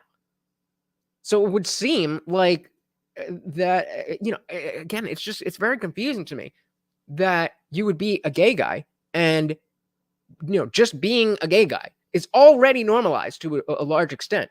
And the only way that it's kind of looked at weirdly aside from people who are actually bigoted is your connection to the TQIA plus people.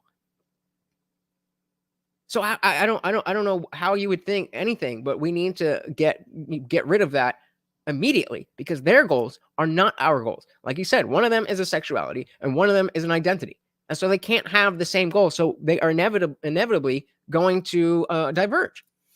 Mood says, I've seen mostly bi people get discriminated by gays because they seem undecided or not really gay. Like a tourist of their culture and spaces. I mean, the things people get upset about. Why is it not? And this goes back to exactly what I was saying about with the older dude normalizing being gay and just living their lives. Now we have stuff with being not gay enough. The whole goal of the previous generation of gays was to just be left alone. And again, that's why I'm saying that if gay men specifically, but, you know, gay and lesbians were able to achieve that, then how could you not have such a huge problem with, you know, anti-gay rhetoric or sentiment bubbling back up because of the trans stuff? I would have to think that if I was gay, the first thing I would want to do is make that separation. Why are you gay? The sickness of the highest order. Moon said that makes sense. Thank you. Zippy says it's very odd watching the flamboyant ones going nuts over buys, like they're jealous or something. Yeah, I mean it's so weird. And again, that's what happens when you turn it into your entire identity. When it's just a part of your personality, then whatever. If you like screwing them, I just want to screw this side. Cool.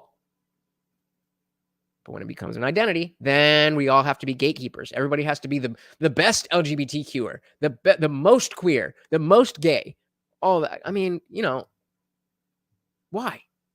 Because you're bored. You oversimplify identity versus sexuality, though, because there are tons of men who identify as straight who have, on occasion, with regularity, once in their life, sex with men, which How often does that really happen? That like, yeah, the next Which is one. They're why bi. Yeah, so they're bi. Like, how often do you have a straight guy who's like, you know, we all talk about the you know, the chicks having their lesbian phase in college. And again, he's trying to make a privilege argument based on the fact that sometimes, somewhere, sometime, a guy who claimed to be straight fucked a dude. Like, what? gotta go because there are tons Tons. of men who identify as straight. And this, I missed it the first time. Tons of men who identify as straight. You don't identify as straight. You either are straight or you're not. This is an objective thing. Mood said, I'm still in my lesbian phase. Get it, get it. What are we saying? Meltemi Media said, sex with me and relations with women. Sorry to tell you, but that makes you gay. This is getting difficult. This is awesome. This is awesome that you guys are, you know, coming here and having all these conversations. So stick with me while I get used to, you know, a lot more going on. Straight who have, on occasion, with regularity, once in their life, sex with men, which is why They're bi.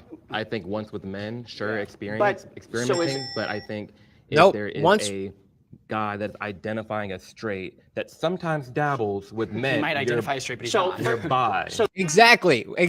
What did I think Clarkson? What he just said it. He just said it. two things. First of all, there are lots of gay men that we are allowed that Men, might you're a guy that's identifying as straight that sometimes dabbles with men. He might you're- identify as straight, but he's So- not. He might identify as straight, but he is not. Shout out to Alich on Facebook. Welcome to the party. Feel free to say hello. Welcome. Moon says gay sex doesn't make you gay. That's a bar right there. You're bi. So two things. First of all, there are lots of gay men that we are allowed that we can call gay all day and all night that occasionally have sex with women, and we don't question whether or They're not bi. they're gay. Again, yeah. Okay. Thank you, Amir. That's what bisexual means. But are you entitled to titling someone else's? Is We are that up to you? The title is an objective fact. If Yeah, you sleep with exactly. men and women, then you are bi. What if someone that you were that I we're don't care talking what you about doesn't feel. agree? Yeah, If you don't That agree, doesn't that's exist. fine. But the fact is, you sleep with men and women, so you're bi. flat out. Can we not talk about who we're having sex with? How are you going to have a question about LGBTQIA+ and not talk about who you're having sex with? The majority of those letters are about who you have sex with. I love these though. These are hilarious. We said gay sex doesn't make you gay, but prison does, and so does liking it. Just for this prompt. Because a lot of what's in the media today is sensationalized content about, you know, targeting children. A lot of it is valid, and some of it is not.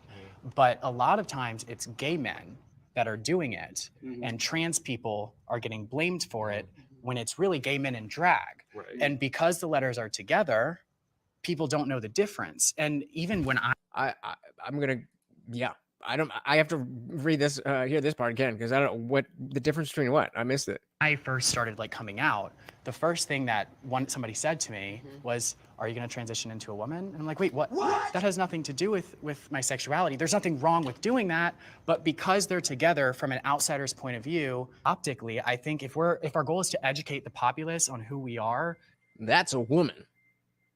That's a woman. Now, I personally don't want anything near or around my booty hole. But, pun intended, putting things in your butt is not gay. It's putting a dick in your butt that makes you gay. So I'm going. No. then we need to make a more clear distinction between LGB and TQ+. No, I don't disagree. I think it's just important that if we do that, we don't erase any of the validity of the people who are in the group that we're not a part of. And also, what I wonder about in this context is some people are born intersex, so they have sexual organs of both genders. Okay, how about we talk about probability and not 0.001% of the population? What are we doing? How do we identify under the criteria you guys have identified? How would we label them? Because if they have both and they have sex with only one gender, what are they? It's such a rare case. Wait. Oh my God. I almost just want to keep going because I don't care. And it seems like it's something in the minutia, but that's the whole point, is that we are here to get into the minutia of these types of conversations that we don't normally have. Mood asks, are femboys gay? So I'm gonna be on it. I thought, doesn't a femboy just mean like a feminine dude? Or are we talking like the lady boys in Thailand? I need a better definition for femboy, if you would. Excuse me. Zippy says, trans is a spectrum, so I would not see it has to be its own thing. The trouble is the grifters and the crazy wheels. Trans is a spectrum, so I would not see it has to be its own thing. It's not about whether it's a spectrum or it's not a spectrum. It's just as dude said, it's just a different thing. It's like saying the lesbian, gay, and bike riders community. It's like, well, wait a minute. One of those things is not like the other.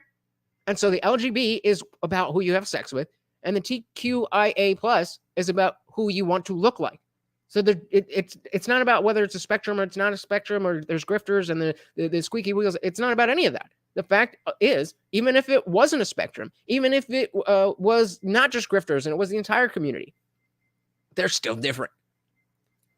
Mood says, I'm a cisgendered white male, but I don't care about any of those labels if that helps. Yeah, I mean, it's good to know that you're a dude just to have an understanding, but you know, other than that, Daniel says, well, it was only a dildo, so I guess I'm not gay. Who was holding the dildo? That's the crux of the issue.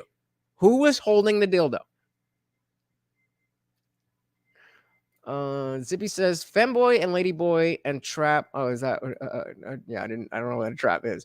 All the same, more or less. So I'm gonna stick with ladyboy. And so if Zippy's saying they're all the same, then I'm just talking about ladyboy. So if what I'm saying does not apply to femboys or traps, if somebody could define a trap, then I would say, of course they're gay. They're men having sex with other men. What are we talking about? Unwanted Foe said, always they bring up intersex. It's a weak argument that goes nowhere. But the guy who brought it up will act like he scored points. They always do. Well, did you know about this same thing that we always use as an exception, and the exception proves the rule and does not discount it? Always. Mood said, can I be a straight man while dating a trans woman? No, sir, you cannot. Someone was asked, somebody, huh? No, you cannot. That would make you gay, but that is perfectly fine to be gay. Zippy said, okay, I see. The LGB is more simple. No, dude. It's not about simple. It's not about anything. So take LGBT, take all of this out of it. What if we said, okay, we're going to have the Android user and vaping community? Like, wait, but those are different things.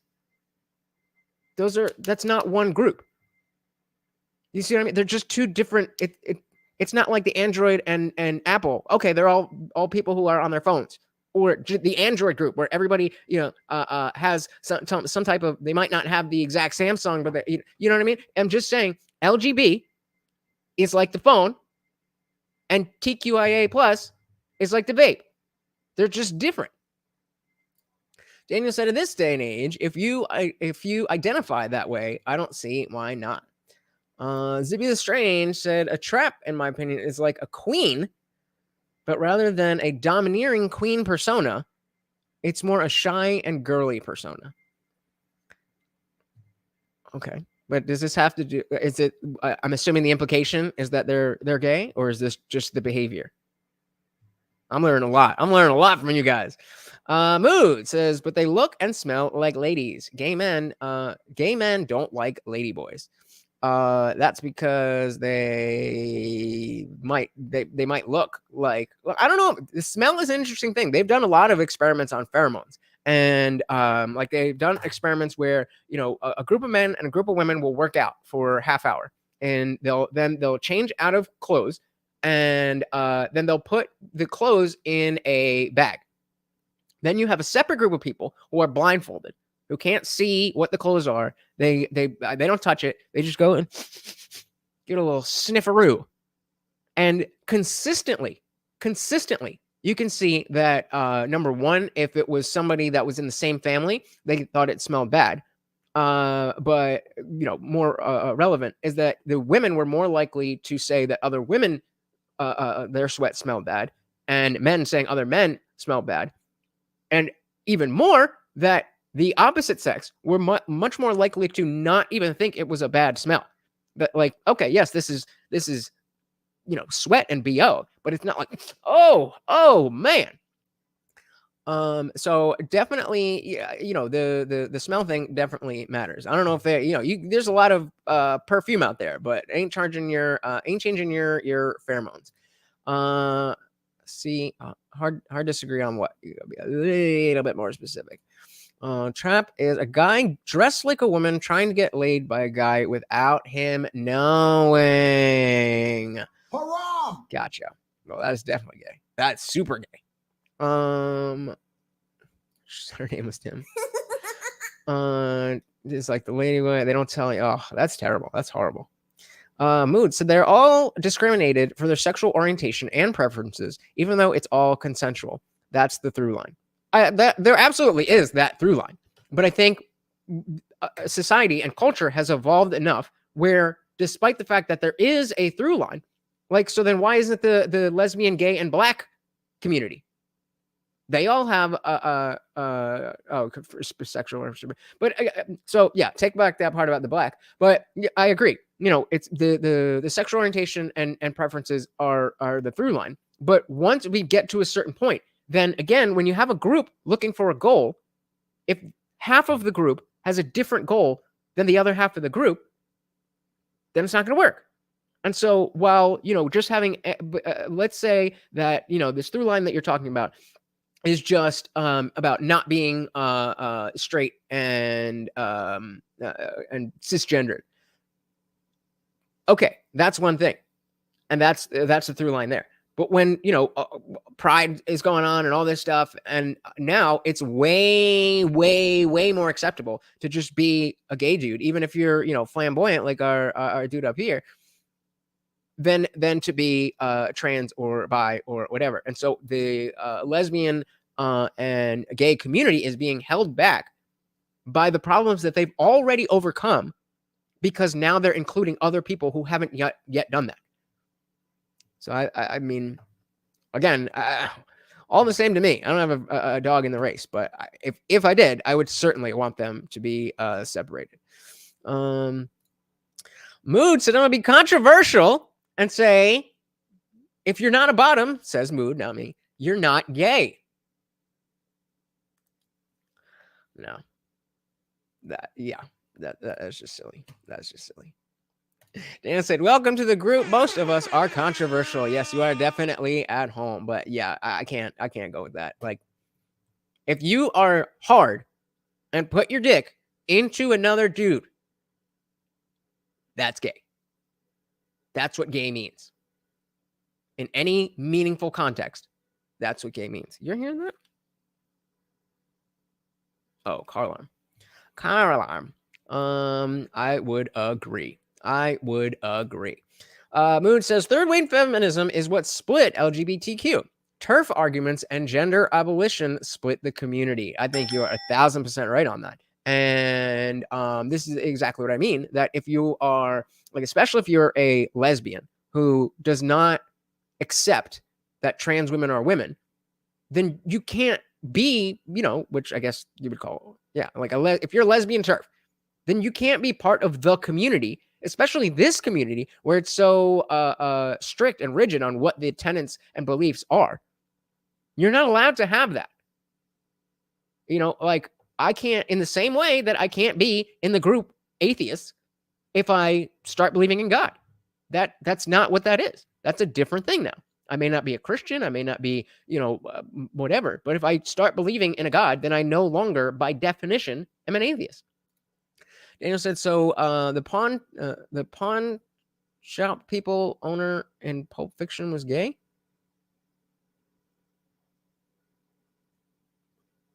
I'm not remembering the scene off the top of my head. I don't know. Let me think on that one. All right, let's see. Yeah, they have sexual organs of both genders. Right. How do we identify under the criteria you guys have identified? How would we label them? Because that they have both, and we need to label them. If we don't label them, how can we survive? How can we survive? It says some believe there are no men or women, and everyone is a little gay. Some people are wrong.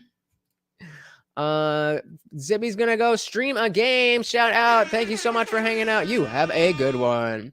Meltdown Media said women released their rights. Women released their rights. Women released their rights were getting stomped on. What? I wanted to said one of these days you'll get converted to the religion of anodonatology. That's a Google. Wait, I'm gonna Google it down here just in case. Andy and I see now I gotta do it in a different thing. ANIDONIT.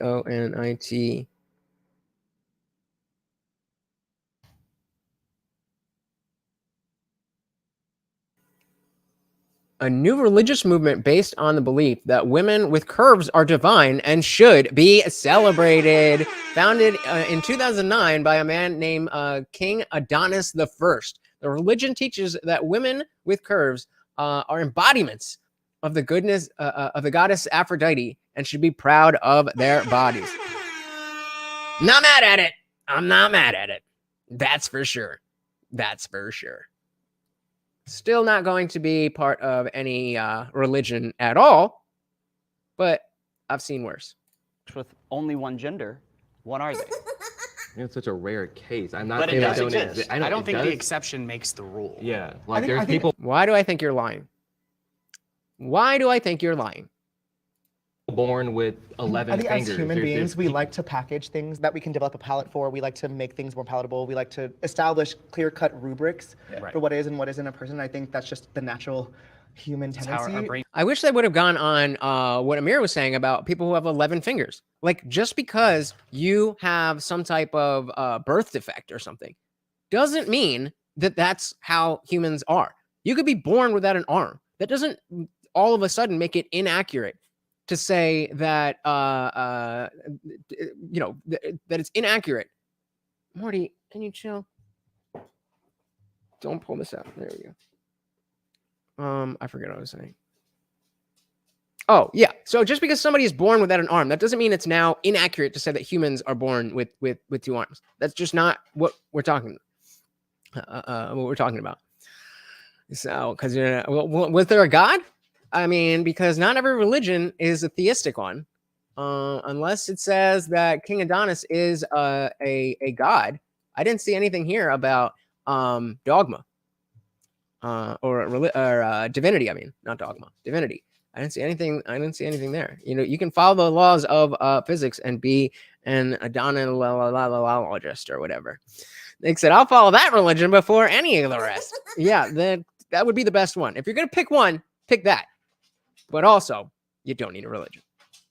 Categorize it. But I think that, what separates us from the apes is that we can give credence to these differences and create pockets of space, at least for a discussion, if you don't necessarily agree or whatever. Right?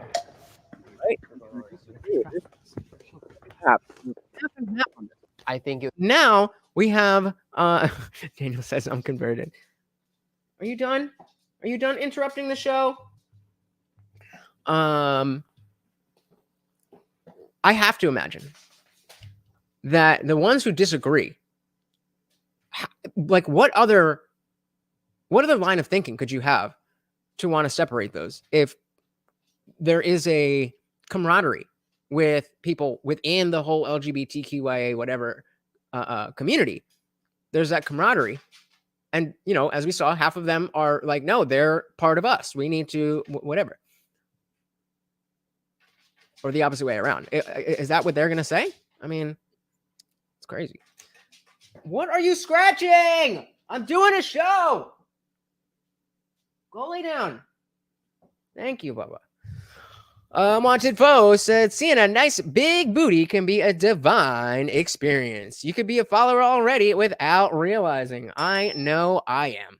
I know I am. Tons about me just said, you get baptized in a hot tub full of thick chicks. Let's go. Sign me up. It would be an incredible disservice to the transgender community who gave us a lot of the beginning for us to fight for our rights, a separation from them, now that we have our rights. That's just so privileged of us, like Marsha P. Johnson. That's the second time you've used the word privilege. Threw that first brick at Stonewall, and because of her... She didn't throw the first brick. Or the second or the She got there first. at 2 a.m., first of all. And second of all, Marsha P. Johnson was also a gay man. So when she was fighting for those rights, she was fighting for gay rights because she was gay. Was she a I gay totally man because agree. of the time that it was? She didn't transition until long after Stonewall actually happened. But that's neither here nor there. We're here. Again, that's the point. Somebody needs to reiterate the premise, the claim that the reason, because they all accept the agreeers said that it should be separated. So they need to reiterate the claim that it's two different things. It's not about us not liking those people. It's not about anything other than the fact that we have two different goals. That's all. I'm here to defend the TQ being part of the LGB. Yes, there are some gay men that will overlook what's underneath the belt. That happens. But to say that you have to like them, that's wrong. And I also have a heart for the Q because we can't clearly define the Q. When I was young, all right, at least it's not just us who can't clearly define the Q. At least they don't know either. It was questioning. Now it's queer. Queer was a slur once upon a time. But I look at those people who were former homosexuals who now live a heterosexual lifestyle. They're never going to be accepted by the straight community, and they're not going to be accepted by our community. Facts. Where are these men that were living a gay lifestyle and now just don't? Aside from Milo. But I've put them under the Q umbrella. Those straight people who do have sex with the same gender. Whoop, you mean gay people? I mean, yeah. Melton My Media is here saying, I thought it was still a slur. Apparently not. Apparently it is a gender identity with multiple sub-gender identities of everything. I mean, keeping up with this stuff. As you can see, they can't even keep up with it. Poor Milo. Fuck Milo. Fuck Milo. Talk about a grifter. That's a grifter. No, he's just gay. On occasion, they would fall under that Q. They may not fall under the B. So I have a heart for them because they do exist in our spheres. We just can't put them on a pedestal above any of us because we're all in this together. Okay, that makes sense. I was way off. I thought he would be the first one saying, yeah, again, I fought for all of this, and now these young kids, when they're non-binary, they don't even have an actual biological difference, and yet they're ruining the whole movement. I find it hard to believe that if I was gay, that I would have any other perspective on this, because it's just so obvious. It's so obvious. Lefty Lucy said, if they call each other a queer, it's fine. If you done it, it would be a slur. It's like the N-word. I don't think it is. I think, I mean, that's what he was just saying, is that it was a slur when I was younger. But now kids identify as queer. I want you to call me queer. I don't want you to call me boy, girl, they, that. I want to be, turned into, or not turned into, but called queer. That's what it is. Shout out to Bobby Rizzo. Welcome to the party. So they all seem like normal guys, in my opinion. I mean, by all accounts, they are normal guys, except for the fact that they like to fuck other dudes. Other than that, they're just normal guys. Milo, oh, okay. Melton My Media said, Milo killed his career because of spite. A spiteful man indeed. But welcome to the party, Bobby Rizzo. I also don't think that they should be divorced because I'm a huge disability advocate. I have a mental health condition. It's very different from someone who uses a wheelchair. We still have a disability. What you're getting at is that we're a minority. They're a minority. And the more that you take apart those minorities. Yeah. I don't disagree. It's when we talk about normal, are we talking about accepted are we talking about average? It's certainly not average, but I don't have a problem with it. Lefty Lucy said, a bunch of guys with friendly uncles. The harder it is for us to fight for our rights. The queer community is already. Wait. I think I disagree with this dude again. Hold on. We still have a disability. What you're getting at is that we're a minority. They're a minority. And the more that you take apart those minorities, the harder it is for us to fight for our rights. I would completely disagree. I mean, don't get me wrong. Intersectionality is a complete mess, but that's an umbrella thing of trying to separate every single aspect of your identity and only going with that, which is just the opposite end of having every problem in the same group. I said I love his jean jacket. Yeah, I mentioned that earlier. It's pretty fresh. But the I forgot what I was saying. Yeah, I like I was just saying, if they don't have the same goals, then if they don't have the same rights that they're looking for, then how are they going to fight for those rights if they're not on it like that? Meltemi Media said, it's normal like a mole. It's normal for some to have it, but not everyone has it. A mole like the animal? Or a mole like a little mole on your face? Either way, I think it works. No, but I'm certainly not going to say that I don't see any difference between straight people and gay people. That, I mean, I'm pretty liberal in terms of not like left and right America liberal, but in terms of, do what you want, and I'm going to judge you based on the things that you say and how you treat other people and stuff like that. But let's not pretend that most people have gay sex. That's just not the case. Unwanted Foe said, LGB, one problem to fix, TQ plus. Okay. I thought you were saying they were the problem. So yeah, the LGB has one problem to fix. TQ plus has as many problems as imaginary genders. True. Melton Media said, a mole on the face. Yeah, neither of them are normal. The queer community is already divided. Since the queer community is already divided, I think separating the two is going to make them even more divided and a lot more animosity between queer and T with LGBT. I think that you can see the reliance on, no, we need the group. That's all we have. Get a hobby, bro. Just be the gay guy who's at, book club or band practice or the tattoo shop, whatever it is. Who you have sex with does not need to be your entire identity. And when you cling to it so hard, then of course, when other people don't find it normal because it's not as common as we as being straight or whatever, just do something else. It's when you make it your whole identity that people have an issue. Bobby said the T is the problem. Yep. All right. Let's be nice. Let's not poke fun. Mood said, yeah, what is the real world point of this? Why does the question help anyone? So I think that, to take in terms of, I'll answer this in terms of this conversation as well as the stream that I'm doing. So the conversation for them, or not for them specifically, but the purpose of this video, the Jubilee video, is for people like us to be able to see what kinds of conversations do people who are all gay have. What kind of disagreements do they have? We see them all as the gays because we're on the outside. And so being able to understand that, here are the nuances in how these types of gays think versus these types of gays, it adds more color to the idea of being gay in the first place. So I think that's a good thing, because despite the fact that too many gay people make being gay their entire identity, I would prefer for any gay person to just be able to exist and not have to worry about, discrimination and whatever BS. And I think this helps that. As far as us watching it for my stream, I think what it helps is yet another area of novel conversation where Like, how many times have I stopped and I have never even, this thought has never even crossed my mind.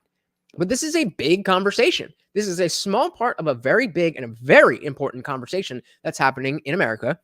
It's directly connected to the more seedy underbelly parts of this issue. I'm trying to dance around the words, but with children and stuff like that, it's definitely connected. And so if I'm going to fight against children being indoctrinated into a sexualized ideology, I want to make sure that I know that it is not the gays, but it's the trans people, or that it's the Q people, whatever, QAnon or queer or questioning.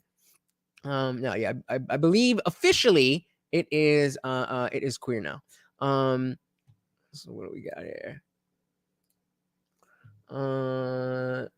Thank you, Melton My Media. We have the Q in LGBT, queer, or questioning. Most people are familiar with the term LGBT, lesbian, gay, bisexual, and transgender. The acronym increasingly includes the letter Q, and I, and A, and plus, and 2S. But Q referring to queer and or questioning individuals. The term queer and questioning are important. So is it, oh, okay. I was going to say, is it queer and questioning, or is it queer and questioning? But it says and or, so you can be both or either. The terms queer and questioning are important because they encompass a larger number of individuals who identify as having same-sex attraction and behaviors. Queer, when applied in an affirming matter, is an umbrella term to describe sexual orientation or gender identity that does not conform to dominant social norms like straight or gay, and does not match conventional labels like questioning, however, refers to individuals in the process of determining their sexual identity and or gender identity. Questioning is the default presumption of Questioning is the default presumption of heterosexuality in the US. What website is this? This is psychiatry.org. So when I tell you guys that all of our institutions have been co-opted, psychiatry.org says that the default presumption is that we're all questioning. Not me. Never in my mind did I ever question. I mean, maybe I questioned, but very quickly I was like, nope, dick's not for me. Didn't even have to see it. Didn't even have to touch it. Didn't have to be penetrated by it. I was just very, very clearly like, no, I like the boobs over that. I mean, like, is this all crazy? Crazy. Where were we? Did I miss anything big here? Yeah, no, I'm not with that. I'm not. Oh, so we can hate. We're all in LGBTQ, guys. We're all part of the LGBTQ. Lefty Lisa said, terms and conditions of being queer. It's all a joke, surely. Sounds like it. That is a faulty presumption. Yeah. Bobby said, I've only been with a few dudes in college and know that it's not for me. So I only go with the ladies now. So I would say that the fact that you prefer to be with women, but you entertained the notion of having sex with a man in the first place would put you in a different category. Maybe you are questioning. Maybe you are bi. Maybe you are whatever. And maybe, whatever. But I don't think that no straight man that I've ever known has ever gotten to the point of saying, well, let me try it. But I mean, if that, again, to each their own. The closest I've ever had to a gay experience was we had two girls I worked with at a restaurant, and me and my boy, well, we're hanging out at my place, drinking, having a good time, whatever. And then one girl and the dude were out in the living room doing their thing. I was in my room doing my thing, and the other girl got mad, and so the other dude came into my room and start like I was like, okay, I guess we're all hooking up. I wasn't kissing him or anything, but like she was in the middle, I was over here, I was over there, making out. But then his leg touched my leg, and I was like, nope, we're done, nope, get out, everybody leave. So that's no, we're good. That's as close as we got. So I mean, I'm not here to be to call myself the arbiter of what is gay and what is not gay. And if you call yourself a straight dude and you that makes you happy, then go for it. But I don't think that a strictly straight person would get that far. So I would consider that being bi. But that's not up to me. And that's not really what it's about either. Lefty Lucy said, not to the girls who know you from college. Right. That's what they were what they're saying right now, actually. That's a great point. Let's leave this up as they're saying that.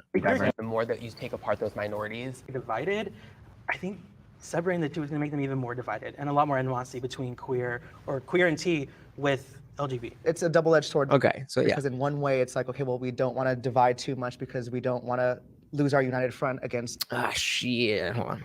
More minority disability have because we're have a mental health condition. It's very different from someone who uses a wheelchair. We still have a disability. What you're getting at is that we're a minority. They're a minority, and the more that you take. I think we passed a little bit. I'm not going to search too long, but they were saying, the gay men were saying, there's tons of men who did what you do. You had an experiment and you tried it out and you didn't like it, and as you can see, we're all here saying like, dude, I mean, if I'm not going to argue with you, but I don't consider any man who's done that to be straight. That's just my personal opinion.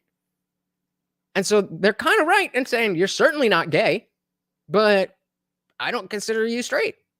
Now, I don't really consider anybody's sexual orientation to do anything besides have sex, but that's, if we're talking about these categories and these labels and stuff, that's what it is. Unwanted Foe said, Melton Mind Media and the Devil's Threesome. Well, let's Devil's Triangle. Yeah, either way, you can, any of the three will work. Mood said gynosexuality. Is that just liking girls? Mother Media said, well, when it's Lutch, then it's atheist A. There you go. The atheist A, make her the cross.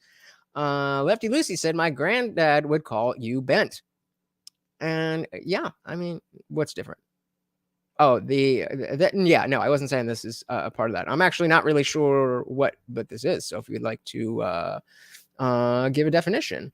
But yeah, and so Bobby, when it comes to this labeling, I don't want to put it out there that you're wrong for saying that you're straight. That's not at all what I'm saying. I'm saying how I think about these things, how I categorize it, is that it doesn't make sense to me, and I've only ever been one man, so that's all the experience that I have. But I've talked to a lot of other men. I've had straight platonic. Come here. He was jumping up on the chair. So I turn around to bring him up and he runs away. I know he wants to come up here. Come on. Come here. Here, you want this? Come on. Come on, Morty. There we go.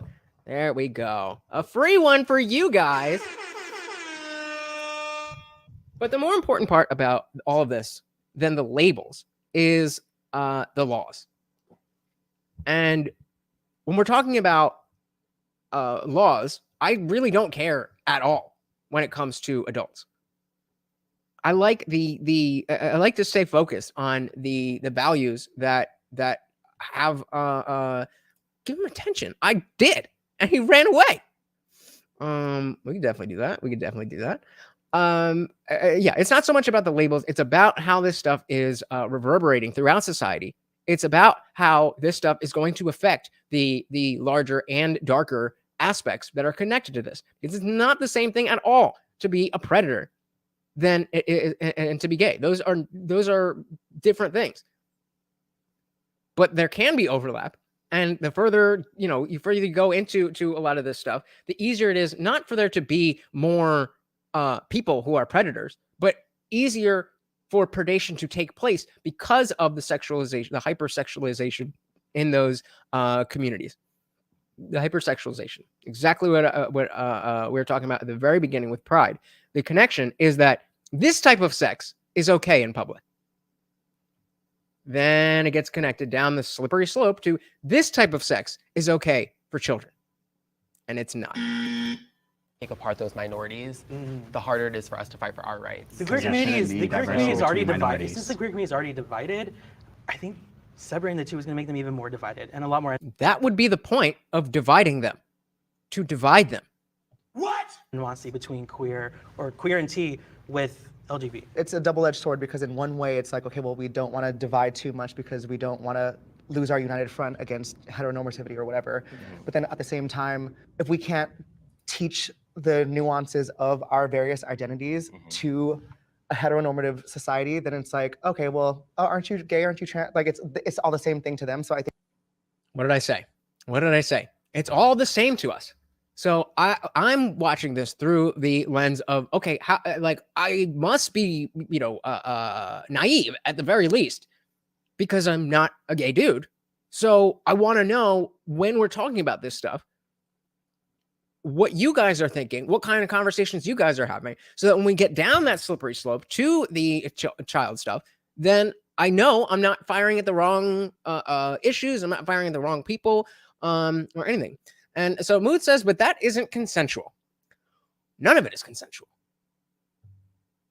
None of it is consent. A child cannot consent.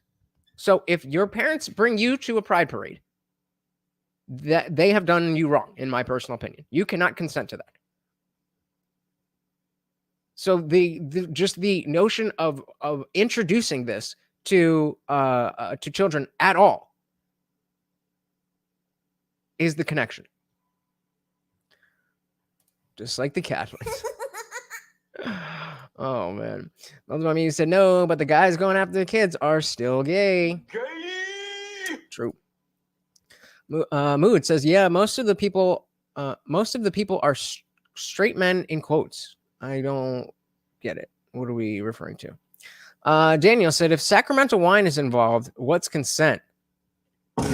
Based, super based. It's the same way when the T is connected to a child.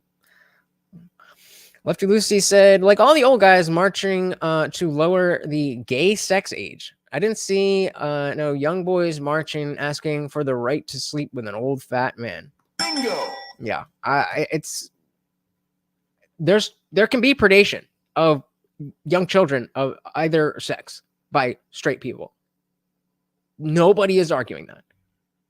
But when you allow sexuality in and of itself to be a part of your personality, then just existing as yourself around children is different than even if you're gay and you don't make it part of your identity.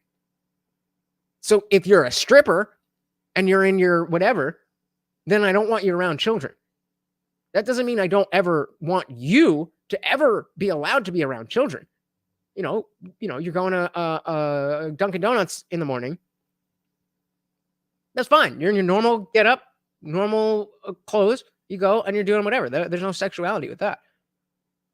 But when you blur the lines and it becomes your entire identity and you want to exist in spaces with children, it's bad. Mood said, most men who go for boys are straight men to society. They aren't part of a community about discriminated sexualities. Okay, but they're not straight men because they're fucking little boys. I think it's a balance between being all awash and then also noting that we are uniquely made up of all these different experiences. But I think if we had a stronger community, like that wouldn't be the case. I'm sorry. No, you're good. Like if you don't like me because who I am, I know that my brother right here. I don't not like you. But if I were to not like you because of something around here, it wouldn't be because of who you are. It would be because of what you are trying to do to children. If you're not trying to do it to children, then it's not you that I dislike. Mood says LGBTQ plus is entirely consensual, not at all related to that group. I agree. But the problem is that because we are having a special carve out to say, well, this type of sex is okay, then people who are not legitimately LGBTQIA are now co-opting those spaces and being like, yep, I'm just trans. There's nothing going on here, and being super sexualized and getting no second look because groups get infiltrated. My sister right there is gonna like me and they're gonna support me, and that's all I need because it's all about my personal experience and what's in my circle. You don't need to be in my circle, but because it's within my own circle that I'm getting all this, you know, belittlement and hatred. Everyone just wants to be accepted, honestly. Like, that's the way it's looked at. And can't we all, to some extent, identify underneath the Q? Your attraction, maybe. According to psychiatry.org, yes, we all can. According to me, no, sir, no. Has shifted in some way to different types of men. Like, things are Whoa, constantly evolving. Wait.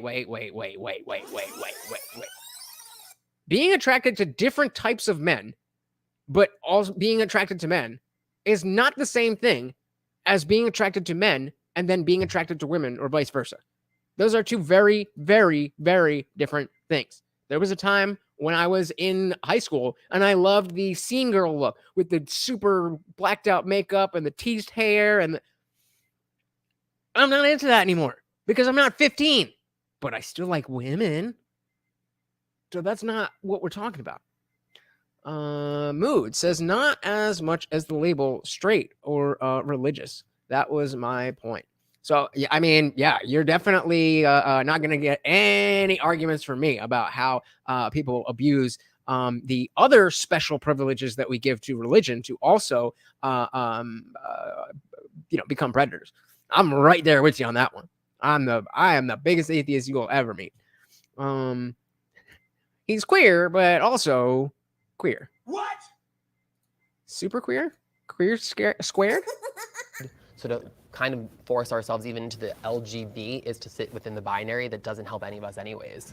But you do sit within the binary. You're a man and you identify as such. So what's the issue with acknowledging the binary if you are part of the binary?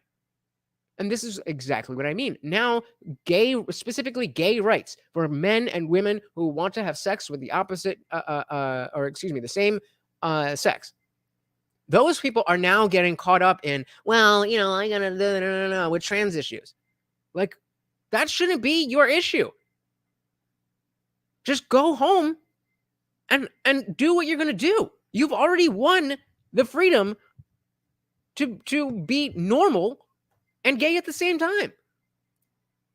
Daniel said, like the guy from We Spawn, California, a convicted predator said he was trans, so he got to whip out his willy in front of girls and women. Yep, that is, it's I mean, it might not all be straight up autogynephilia, but there's it could just be a dude who's a creep. But also a large percentage of the trans community, they don't have gender dysphoria. It's a kink where they specifically get sexually aroused by other people perceiving them as women, knowing that they're not. That is not something that should be anywhere near children. That's what it all comes back down to. Is this okay for children? I think all the Q stuff is just a matter of your personality. Right. Like, we had so many different labels, and you like this kind of person, then you're this sexuality, when reality just goes back to you're gay, straight, or bi, and then your personality. But our And it's community is just- not doing itself any services by categorizing ourselves. Bear, twink. Yeah. And then you see it on the apps, on the profiles. Oh, no fats, no femmes, no this, no that. We're already segregating ourselves. We can still be a community while having a better way of explaining what the differences are between the letters. Because, I mean, even in our conversation today, you guys are talking about a lot of anti-LGBTQ legislation. And as if I was a gay person watching, I would think, oh my gosh, like, they're coming for my rights. They're coming for my rights. But a lot of times that legislation has to do with the TQ+. And I'm not saying I agree with it. We don't need to go into that precisely what I was saying. Precisely what I was saying. That issues that are not going to affect him personally, he is now being roped in because, well, you got my back because I got yours, right? It's like, well, no, you're doing a bunch of stuff that's making it me have to have your back a lot more than you're getting mine. So no. The legislation. All I'm saying is that the narrative that gay men are being attacked when other letters are not giving any merit to the attacks, it is confusing and it's harmful to young gay men and their success because they're force-fed this narrative that they can't. That's totally fair, but again, I mean, it's such a easy division. It like within the trans, queer, questioning, whatever community. Okay, there I could definitely understand how it wouldn't be a good use of time, attention, or anything else to try to separate each gender identity into its own gender identity. But separating sexual preference from gender identity in and of itself seems like it would only help both parties. Well, my media said everyone has bias. Dana said I'm not biased. I just don't like people for reasons that are my own. There's been over 560 legislation bills put into some sort of vote, right? And over 220 of those have been for transgender. That leaves what, around 300 plus, not just at the TQ. All right, I gotta talk about something because they are telling me I am getting close to getting copyrighted. So if you guys want to make sure, so I gotta BS so we can get through this, you know what to do. Nick says, I'm with Jesus on religion. Me or the other Jesus? Most other things too, but I'm definitely not religious. I wish people could understand that some of us are better off not trying to believe in a God. And I am not even, yeah, I was going to disagree with your last part, but not trying. You say specifically saying not trying. No, yeah, I still disagree with that because I'm not trying. I am trying to believe in a God. I just don't. So I think I am better off with the understanding that despite the fact that I'm looking for God, I am likely not to find him. But yeah, I'm definitely a better, more moral, more compassionate, wise person than I was when I was a Christian. That's, I mean, it is what it is. I think that there's a lot of nuance when it comes to the laws that we have to talk about. But either way, when you say over 500 LGBTQ plus, the distinction between the two gets lost. God curious. That I think we have the comment of the night. Shout out to Lefty Lucy. I am indeed God curious. And I don't think that I passed one of those laws. I passed one of those laws in Nebraska that protects children under the age of 18 from receiving gender-affirming care and hormones. Let's go! Let's go! And oh, shout out to that dude. I knew I liked him. Hell yeah! Hell yeah! And look at what they're proud of that. Yes, You're I am proud of that. Very proud I of that. am so ashamed of you. Because I, little boy. If I'm a middle-aged Jude and some Zoomer tells me he's disappointed in me for anything, I'd be like, bro, who the fuck you think you're talking to? The claws are coming Nebraska, out. that protects children under the age of 18 from receiving gender-affirming care and hormones. Because I've seen. And you're proud of that. Yes, I am very proud of that. I am so ashamed of you. Because I have friends who had their first experience with affirming care. Can I finish? Can I finish? Again. And it's frustrating because again, I really appreciate the work that that guy was doing on TikTok, kind of bringing into the spotlight that like, hey. There's a whole community of pedos just going on Instagram to find pictures of little girls and stuff. Glad that that's a thing that I'm not glad that it's happening, but if it is going to be happening, I'm glad that I'm aware of it. But here, you have so much internalized homophobia. Like, he's the gayest looking one there. What are we talking about? No, you disagree with me, so you must have a problem. Like, what? Nick says, that's a compliment. What's a compliment? Hey, shout out to Unwanted Foes saving the stream.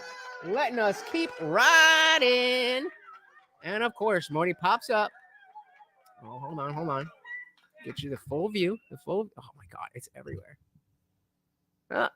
I'm sorry, Mort. It's over here. There we go. Sorry. There we go. Shout out to Unwanted Foe stealing back that sponsorship role and keeping the party raging. Thank you so much.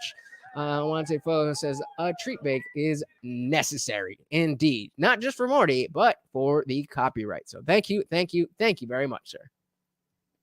Sitting here But with can I because finish? of the stuff you felt as a child. I'm sure a lot of us is so disagree with him, but sad. let him finish because we both have things We can to all say. talk, but like let's let.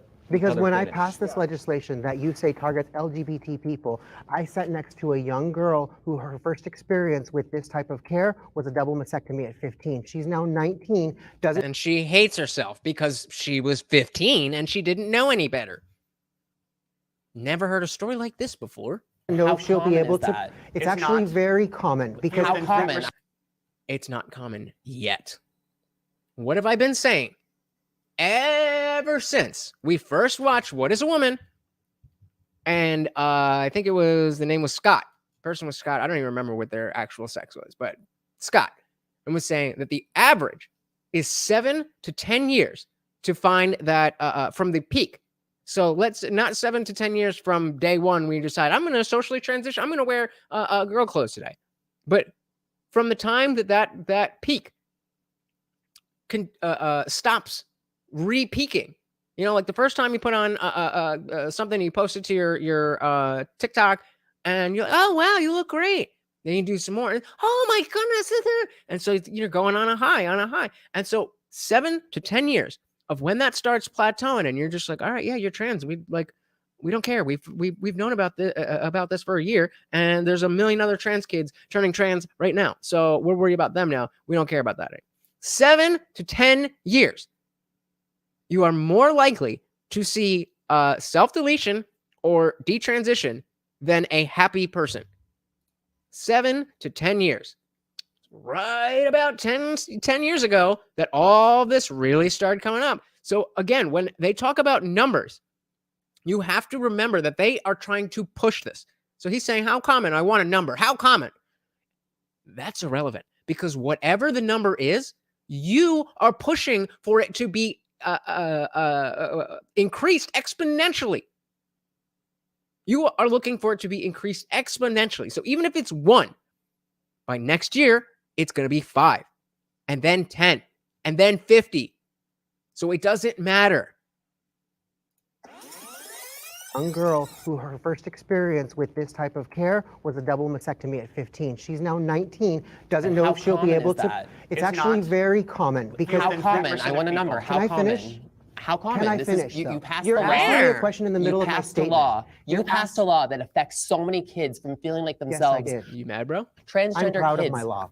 Oh That's God. unfortunate, and I'm ashamed If of that's you what it's going because. to take to get you to stop so I can finish my thought, I appreciate that. All right, you know So- what? I'm going to shut up until you finish, but I would really like to say something when you're done. Woo! Woo! Woo! Shout out to Unwanted Foe. How mad would y'all be if we were about to dip out? Shout out. Thank you, sir.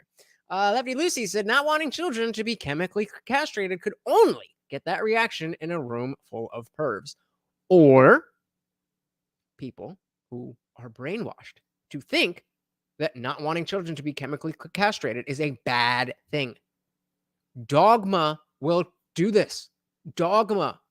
How often do I talk about dogmatic ideologies? The only reason that you would have that reaction is if you're a pervert or if you're brainwashed into thinking that under no circumstances could it ever be a good thing to stop gender affirming care. And so it's like I always say, one case of something like this is too many. Absolutely. Nick said a kid being disappointed in you. I would take that as a compliment. Okay, fair enough. You're right. Like you'll get it when you're older. Daniel said, "Let children be children." Bingo. They get confused ish for 3 years. My daughter thought she was a cat. Maybe she is. You bigot. Did you not put a litter box in her room? How dare you? At least he says, "I get the bus with a cat girl." They're all over the place. They're all over the place. Feeling the pettiness. It's getting up. It's getting up. Mood says, yeah, boob surgery should be the same age as boob jobs. Makes sense, right? I mean, just seems logical. Even if you don't know what we're talking about with boob surgery and you don't even know specifically what boob job means, it still makes sense. Completely agree. Daniel said, the lisping, sleeveless bundle of sticks word. Come on, be nice, be nice. We attack ideas, not people, as much as we can. Barrett needs to shut up and let the other guy finish. I agree. Nick said, my cousin was convinced he was an alien for years. How did you deal with that? That sounds like a whole thing. Sure. The person that I testified with, who their experience was a double mastectomy. Let him finish. Are you Let him one finish. step in? Like, Let him can we finish. Let him finish. People talk.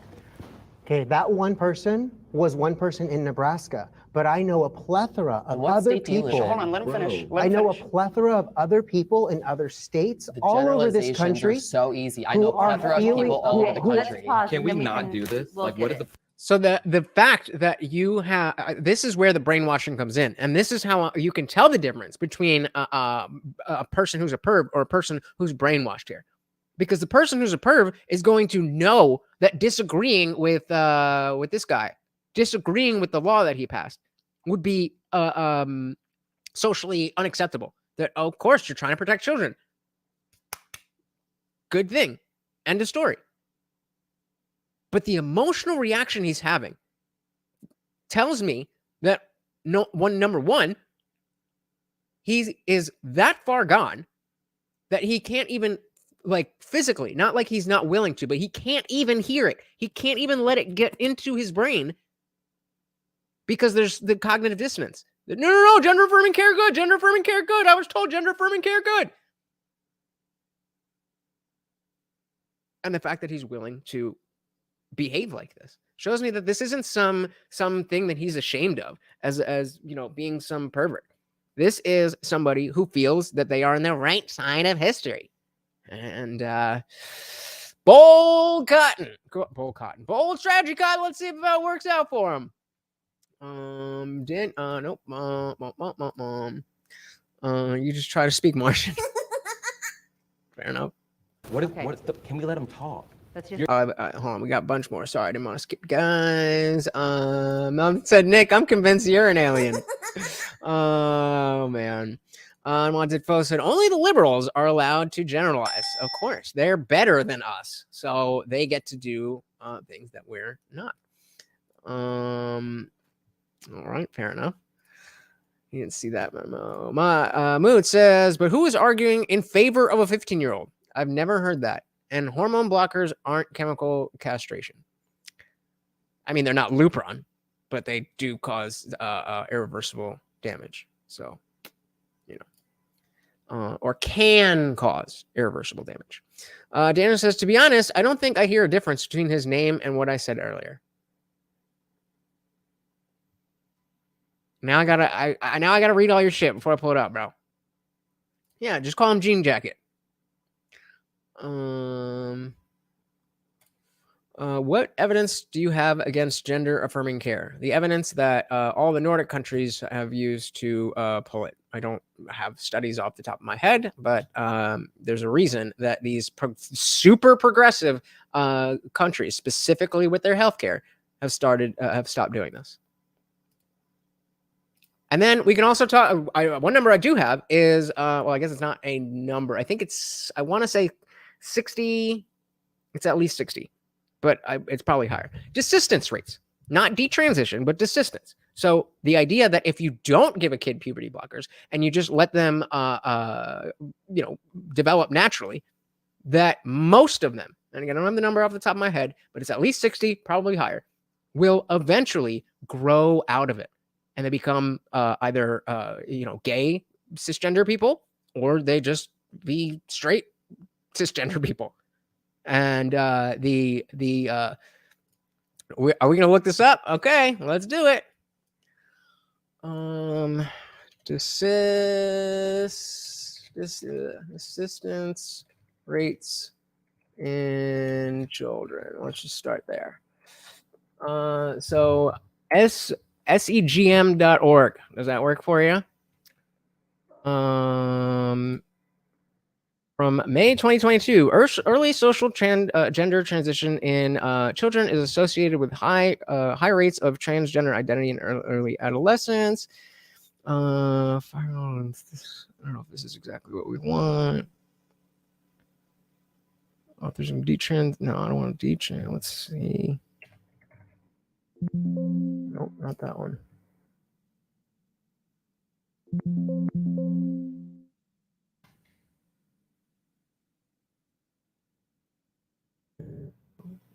Okay.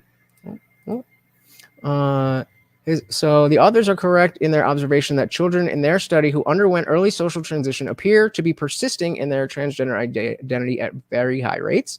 Historically, 61 to 90. That's a whole range of gender incongruent children desisted from their trans identification before reaching adulthood. So I said it was at least 60, but up to 98% of gender incongruent children desisted from their trans identification before reaching adulthood, a finding confirmed by 11 of the 11 studies that study this phenomenon. However, the current studies suggest that 98% of early socially transition children persist in their wish to undergo transition. So what this means is that if you leave the kid alone, they'll be fine. If you it is a good thing that it absolutely is a good thing that they desist and they don't, harm themselves. That's clearly what but 97% desist. Come on. This is from PubMed here, but yeah, it's saying 97 of them stay transgender. 98% of them desist. They go back to their cisgender.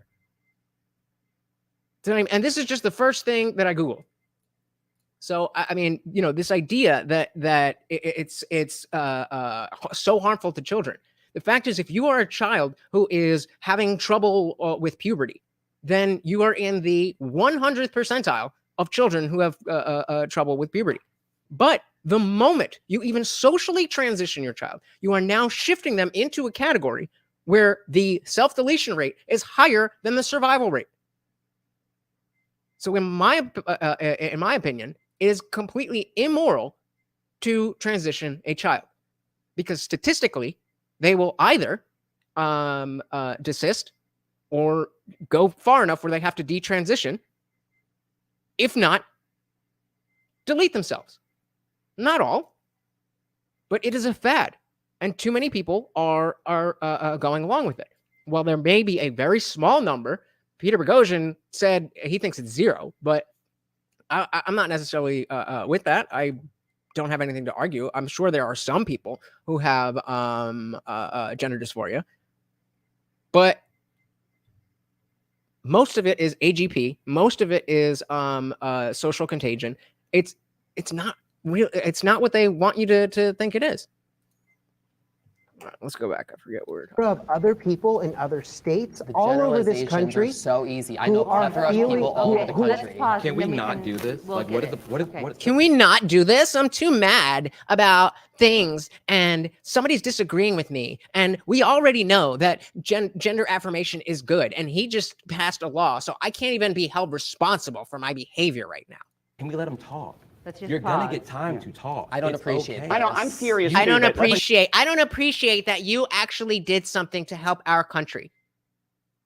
Now, again, I think it was a great service to children everywhere that Barrett's TikToks, what he was doing, bringing light to that.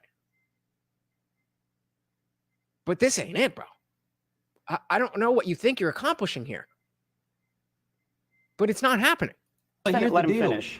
He's pissed off more than you. Based. Be quiet. Just let him. You're gonna get your point out. Just let him. I'm talk. good. Thank you. Are you good? Because you don't seem good. Just let him talk. Okay, let's pause.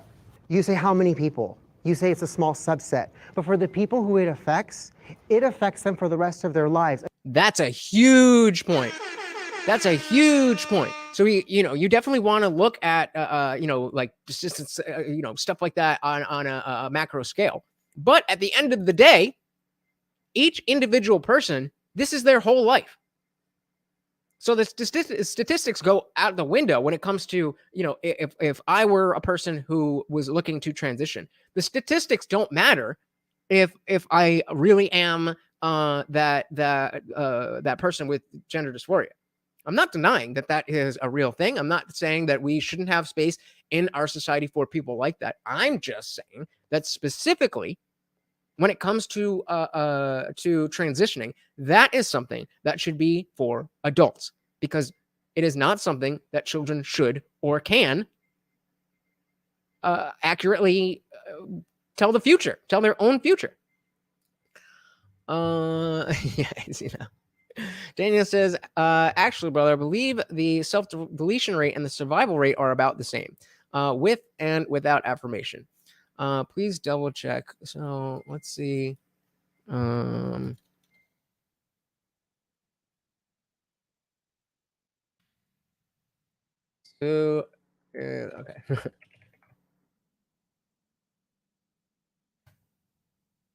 Let's see what we got. That is what I meant. So the NIH. Okay. We got a whole last thing here. Let's just see the abstract. Data indicate that 82% of transgender individuals have considered self-deleting and 40 have attempted, with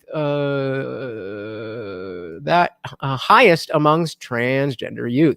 Using minority stress theory and the interpersonal theory of self-deletion, this study aims to better understand the risk among transgender youth.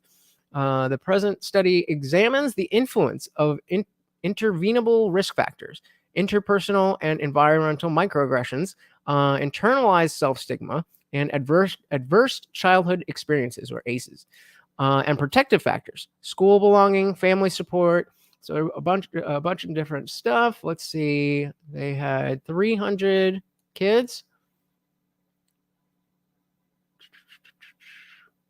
So 56% of youth reported a previous attempt. So that's higher. And 86% reported having the ideation.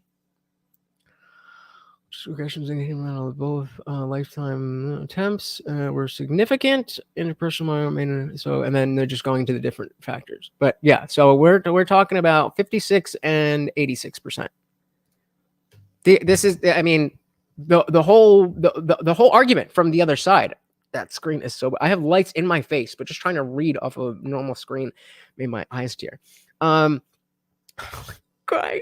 It's just the trans children. We just need to help them. Okay, they just need their gender affirming care. No. All right. Point. What was the point?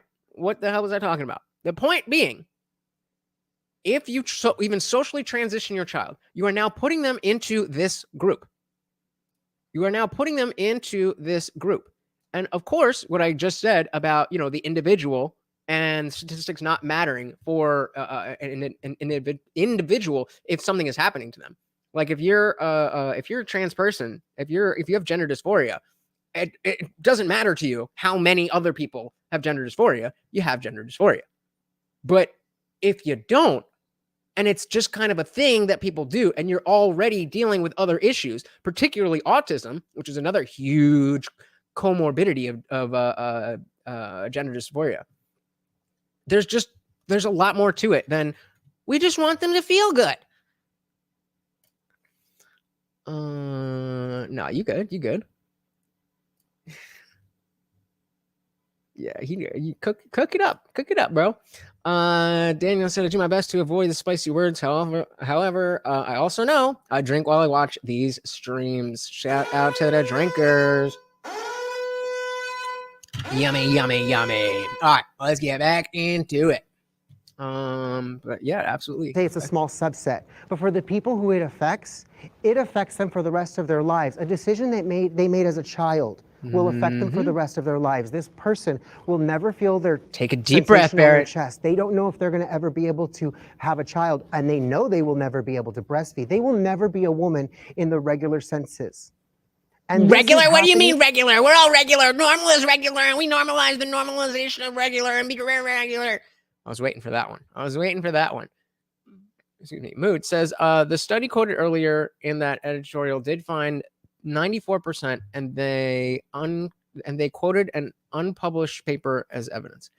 Look, like I just said, you could go and find whatever is going to substantiate your position. That's the problem with this type of ideology and getting into schools, the sciences, medicine, all of that stuff. You'll find places all over that say gender. Like I know it's the APA, the AMA. They all say gender affirming care is the right thing to do. But there's other studies that show that those studies are incorrect. And like I said, the people who are all about, we need to do healthcare just like they do in Norway and Sweden and Switzerland, and all of those countries used to do gender affirming care. And they were like, oh, whoa, hold up. Let's stop. No, that's absolutely not a conspiracy. Go try to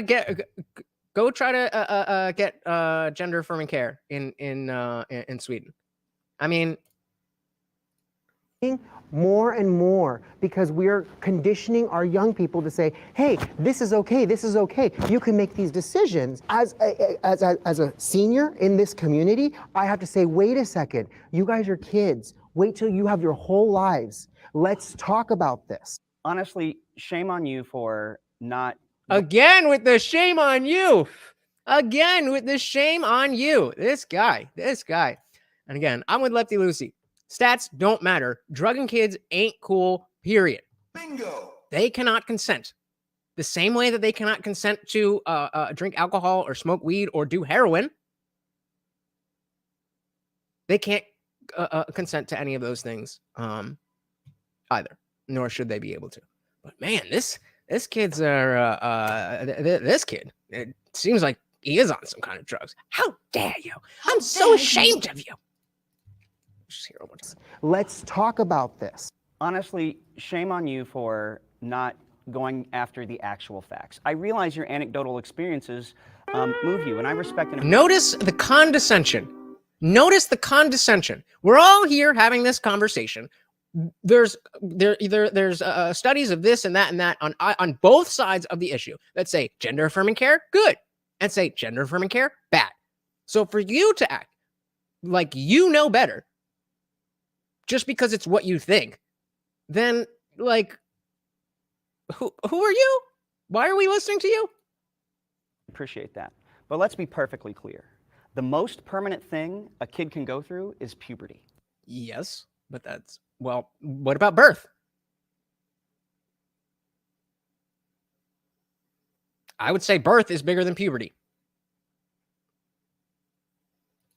First of all, so when you deny a kid the opportunity to pause puberty, we're just talking, first of all, talking about puberty blockers. Which straight kids? Shout out to Jay. Welcome back to the party. Said I'm gay, so that's a political stance. WTF? I agree with you. I don't think that it is. And clearly, as we have liberal gays and conservative gays, not at all. Jay said, I'm not saying I am. I'm just saying in general. Yeah, no, I mean that's you know, that's kind of the idea that being gay is not a political a political stance. It's just a way to live your life. It said in Sweden, hormone treatment is given through the publicly funded healthcare, and you need a gender dysphoria diagnosis to access hormone treatment. Okay, so Sweden's the only country now that's still doing this. Right. European countries and gender affirming care. Norway. So where are you reading from and when? Because this says from Forbes, Norway joins other European nations such as Finland, Sweden, and the UK in introducing limited supervisions of gender affirming care to minors.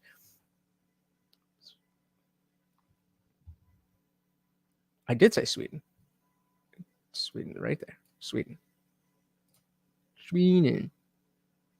Sweden. We got you, bro. Don't worry. We got you, done. Daniel says, puberty blockers, stop that. And if you're on them throughout puberty, you don't get the time back. So have fun with your micro penis.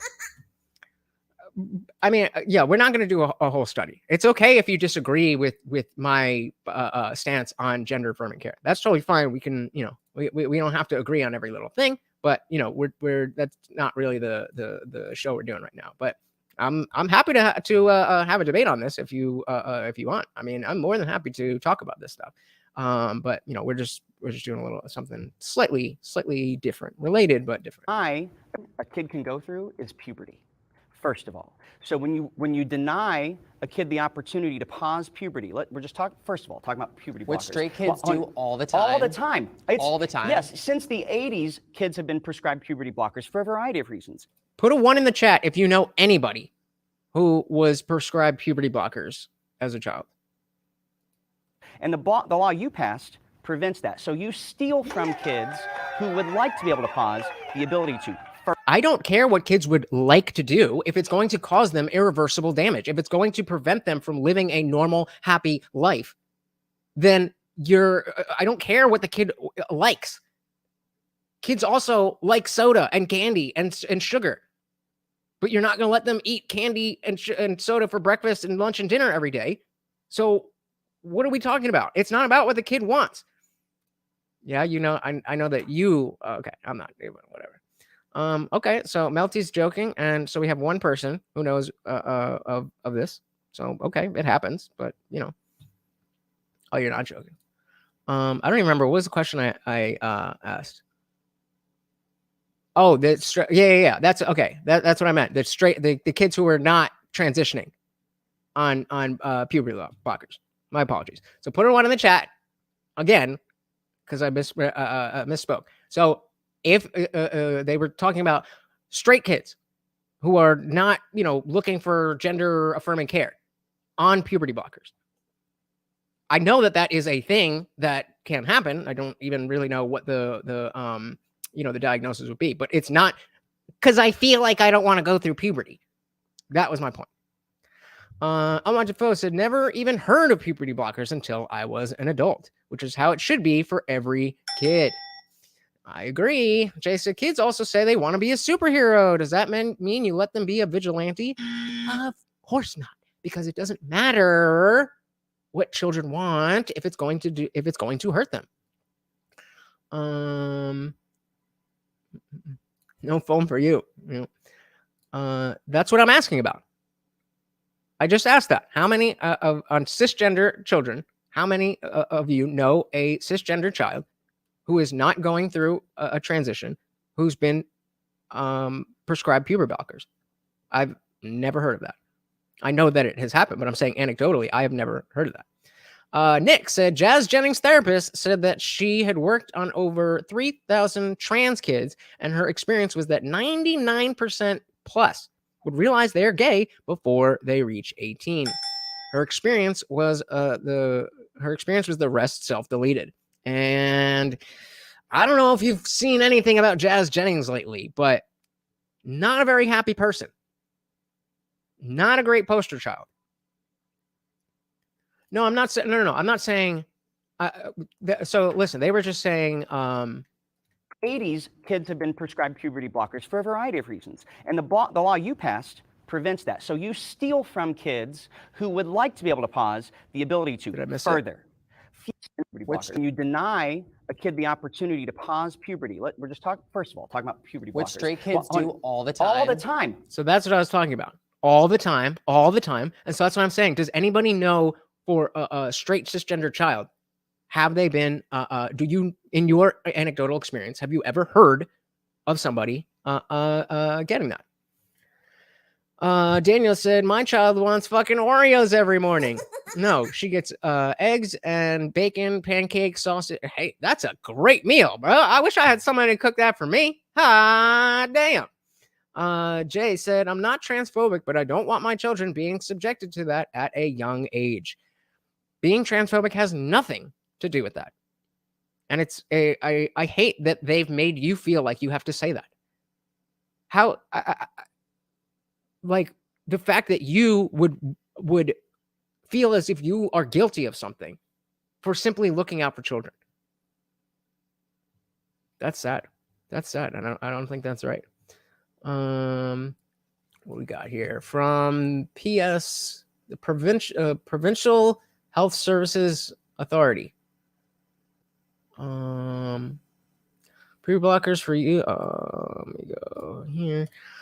Information on puberty blocker medication used to delay the onset of puberty. The changes to your body that happen during puberty can be distressing if they are not in line with your gender. Puberty blockers can help relieve this distress. Delaying puberty gives you more time to explore your gender identity before changes happen to your body that can't be reversed. If you're under 19, the criteria for getting a prescription for a puberty blocker are a long-lasting, intense pattern of gender nonconformity, of gender dysphoria, cognitive mental adolescence, informed. But this is still all with trans kids. I'm talking about the kid. They just said in the video that all the time straight cis kids are given. He's saying it right now. All the time. That straight to pause puberty. We're just talking. First of all, talking about puberty blockers. Which straight kids do all the time. All the time. He means cis, okay? But yeah, so that's what they're talking about. And I know that, like, yeah, I know that it can be used for things like pituitary gland problems. What I'm questioning is, do any of you know of anybody who's ever been prescribed puberty blockers for pituitary gland problems or any other reason besides wanting to transition? That was the question. Unwanted Foe said not giving drugs to kids is stealing from them. What? I mean, I get the argument that it's stealing the time that they have to live as themselves. That if they're a boy and they believe they're a girl, then to give them puberty blockers allows them the time to be trans, allows them more time to be trans. Just Say No was a great PSA. Actually, it was a terrible PSA, but I mean, it works here. So I understand what they're saying, but I just disagree. I just disagree. Nick said the closest I've heard is teen girls being given birth control to regulate their periods, but they are realizing that wasn't the best idea either. Yeah, that I'm familiar with. But kids getting puberty blockers because of a reason other than trans stuff, never heard of it. And again, I'm not saying I haven't heard of it happening. I'm saying I haven't heard of anybody in my life either being like, oh, I'm on puberty blockers, or hey, my kids have to go on puberty blockers. I've just never personally seen it. Jay said, why would you give a child drugs that genetically engineer their hormones? Because you want to engineer their hormones to change their gender so that it to change their gender identity, even though the physicality has absolutely zero to do with what the gender is. It's not real until it's affirmed. I know, doesn't make sense to me either. Daniel Cabrera said, in the 1980s, Boy George said he felt like a woman trapped in a man's body. In the 90s, he shaved his head and became a fucking DJ. I believe he has always had a penis. Yep. Why can't they wait till 18? I don't know. But the activists will say you have a choice. You can have a trans kid or a dead kid. That's a very academic argument. And no, I think he said 18 and meant 18. Why would you need puberty blockers when you're 16 years old and have gone through puberty? Again, this is about consent. This is about consent. Especially when we see the Munchausen by proxy type of situations. The one we saw on here a couple of times was there's a mom and then her two kids, and they're doing a TikTok live. And so, you know, they're taking questions and whatever, and the mom's not really paying attention. And there's an older brother and a younger brother. And the younger brother reads a comment that says, "Does your mom make you do it?" And the older brother is like, "Oh, don't just ignore that one." But the mom wasn't paying attention. And so she's thinking that the older brother is just, you know, big broing him. So like, no, let him answer. And so the kid starts talking again. And she goes back down, looking at her phone or whatever. And she's like, "No, she doesn't force us to do anything. She just says we have to be part of it." And the mom perks up, like, "Wait, what did you just say?" It's like that. You just say that we have to be part of the LGBT community. I saw just the other day a girl who was on the news somewhere, and she's talking about how important it is for her identity and this and that. And you can see her mom is in the frame mouthing the words. Like, clearly you rehearsed this. And it's just like, not that it's a bad thing to rehearse something if you're going to go talk about it on TV, but it's just very clear that this is not coming from the children. It's coming from the parents, and it's coming from the environment. Daniel says, considering the fact, I think most people would today say he's trans, pretty sure he's still alive. Oh, Boy George? Yep. Lefty Lucy, it shouldn't even be an argument, should it, Jay? It should not. Unwanted Foe said, big city all time is very different from the majority of countries all the time. Fair enough. Yeah. You can't even find the actual use for puberty blockers anymore. You can't even find it if you're trying to look it up. Don't worry about it. I mean, you know. Jay said, a child or teen thinks very differently than when they are an adult. Hell, when I was 14, I thought I wanted something for sure, but realized I was way off. Yeah, Jay, we all did. That's part of going through puberty, is experiencing different feelings, different hormones, different emotions, different states of mind, all of these things that you never felt before. So to be in the midst of that as the only human you've ever been, and you all went through puberty, you know, it was not fun, and it was confusing, and it was weird, and it was uncomfortable. So for you to be able to be the only person you've ever been, you've never gone through puberty as another person, and you to be able to say, this puberty is not going the way it's supposed to go.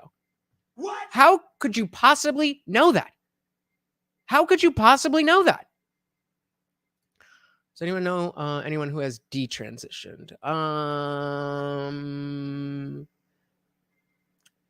It depends on what. From surgery, no. I did. Whoa! This talk about self-deletion. Not anybody who's gotten surgery, but yes, I used to work with a trans man, and actually no. Well, yeah. So yes. Let's actually. I'm curious. I don't know if I trust you guys, to be honest. Do you know personally of anyone who has detransitioned?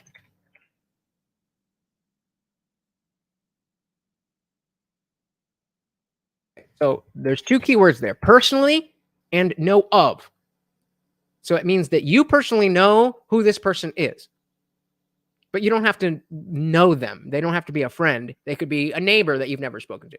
So anyone that you know of. Jay said, imagine saying, I want to be a girl in the moment as a literal child, and then you go until 18 living as a different gender over a feeling that you thought as a kid. Yeah, and that's the reality for an entire swath of the population. 20% of Gen Z identifies as part of the community. Now, most of them are not getting any kind of surgeries, but a decent number of them are getting the puberty blockers and the I don't just like the testosterone and the other stuff, whatever it is, and that's what we're saying. The 7 to 10 year mark is coming right up. So even though 86% of you right now say you don't know anybody who has detransitioned, I guarantee you, I will bet anyone $1,000 that will change in the next 5 years. There is no way that you are going to be able to exist in America through the next 5 years and not meet any person or hear of a person that you personally in your life who has not detransitioned. That is statistically impossible. That's one. That's you're losing me. I don't know. Yeah, 18 is after puberty. You have childhood, then you have puberty, then you have teenhood, then you have adult. So when it comes to being able to consent, it should be as an adult. I'm even for raising the age of consent for everything up to 25, because as I say all the times, millennials and Zoomers are perpetually, in arrested development. A 30-year-old of a boomer and a 30-year-old millennial, that's not the same kind of person. There's a lot more. It's just a lot slower to grow up. Thinking about living at home with your parents, even in the 90s, it was a joke on every TV show. Whenever something about adulthood would come up, like, oh, he's 30 living with his parents. Like, that's pretty normal these days. But it was like, you live with your parents and you're 30? What? So, yeah, I'm all for it. I'm all for it. Hey, shout out to Static Craig. Welcome to the party. Good to see you. Good to see you. Said I never even met a trans person that I know of. I have some gay friends, but that's about it. And that is a perfect lead into the end of this poll. And while most of you don't know anybody who has detransitioned, that is likely not because you know so many trans people and all of them have decided to remain trans, but because you don't know any people who are in this community at all. Just keep that in mind. Just keep it in mind. Welcome to the party, brother. Good to see ya. Jay said the parents seem like they want to be famous. Yes, this is Munchausen by proxy. This is a well-documented psychological disorder. Munchausen syndrome is when you pretend to be sick so that you can get attention from family members, doctors, whatever it is. Munchausen by proxy means you make somebody else sick so that you can be at the center of attention. So a lot of the trans child stuff that we're seeing are boring parents who have nothing of any value to offer to anything, except, well, my kid is trans. Oh, so brave, so amazing. That's reality. Daniel said, no, he's clearly confused. Puberty ends at 21. I mean, like I said, with millennials, pretty much. Is your sexuality your gender identity? Well, it shouldn't be. But if you mean your sexual preference, then or orientation, then no, your sexual orientation is who you want to have sex with, and your gender identity is what gender you want to appear as. All right, let's jump back into this. Go through is puberty, first of all. So when you deny a kid the opportunity to pause puberty, we're just talking about puberty blockers. Which straight kids do all the time. All the time. All the time. Yes, since the 80s, kids have been prescribed puberty blockers for a variety of reasons. And the law you passed prevents that. So you steal from kids who would like to be able to pause the ability to. Further, fewer than 3% of people who do any kind of transition regret it and go back. Fewer than 3%. Finally, I want to make this. I mean, I stopped growing at 15, but I'm an anomaly. It's very clear. I'm not done. You were so mean to everybody else who want to talk to you. My turn. He was not mean. He was not mean. He said, I passed a bill. How dare you? You should be ashamed of yourself. The audacity. The audacity. And let me guess. It's not about gay, because they're all gay. But I can tell you're on the liberal side, aren't you?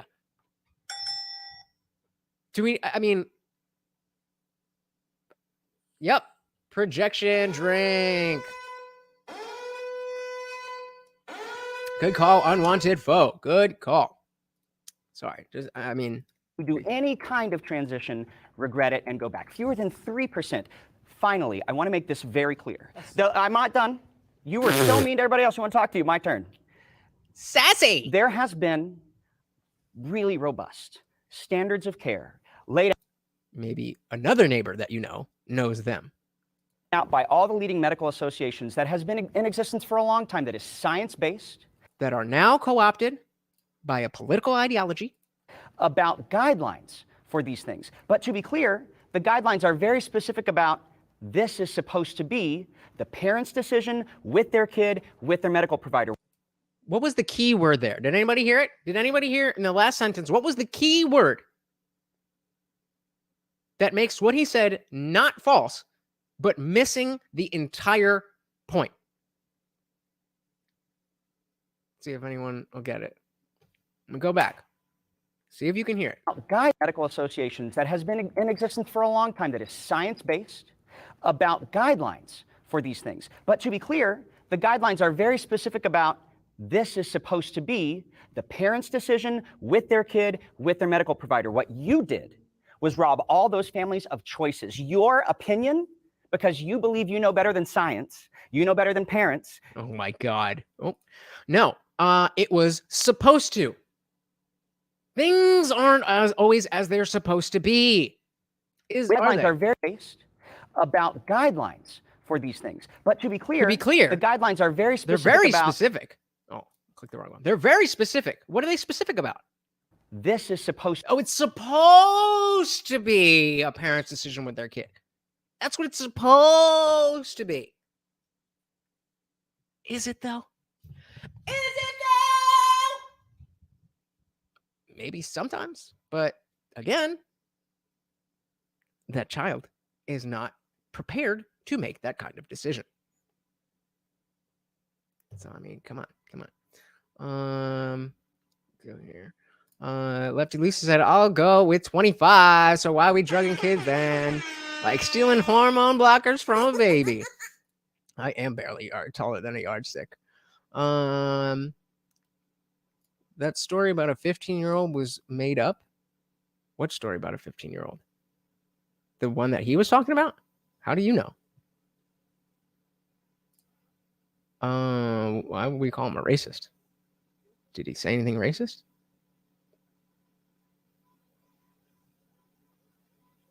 Yeah, I don't know. Nick says men can even hit a growth spurt as late as 25. I'm just saying, is it impossible that wasn't always the case? And now that our brains are developing slowly, our bodies are also developing more slowly. Just saying. Okay, so we had that story about 15-year-old was made up. The link is where?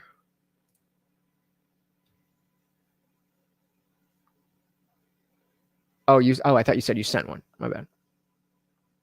Okay. To be the parent's decision with their kid, with their medical provider. What you did was rob all those families of choices. Your opinion, because you believe you know better than science, you know better than parents, you know better than people who even do know themselves. Yup. You're going to prevent them from having options. Yup.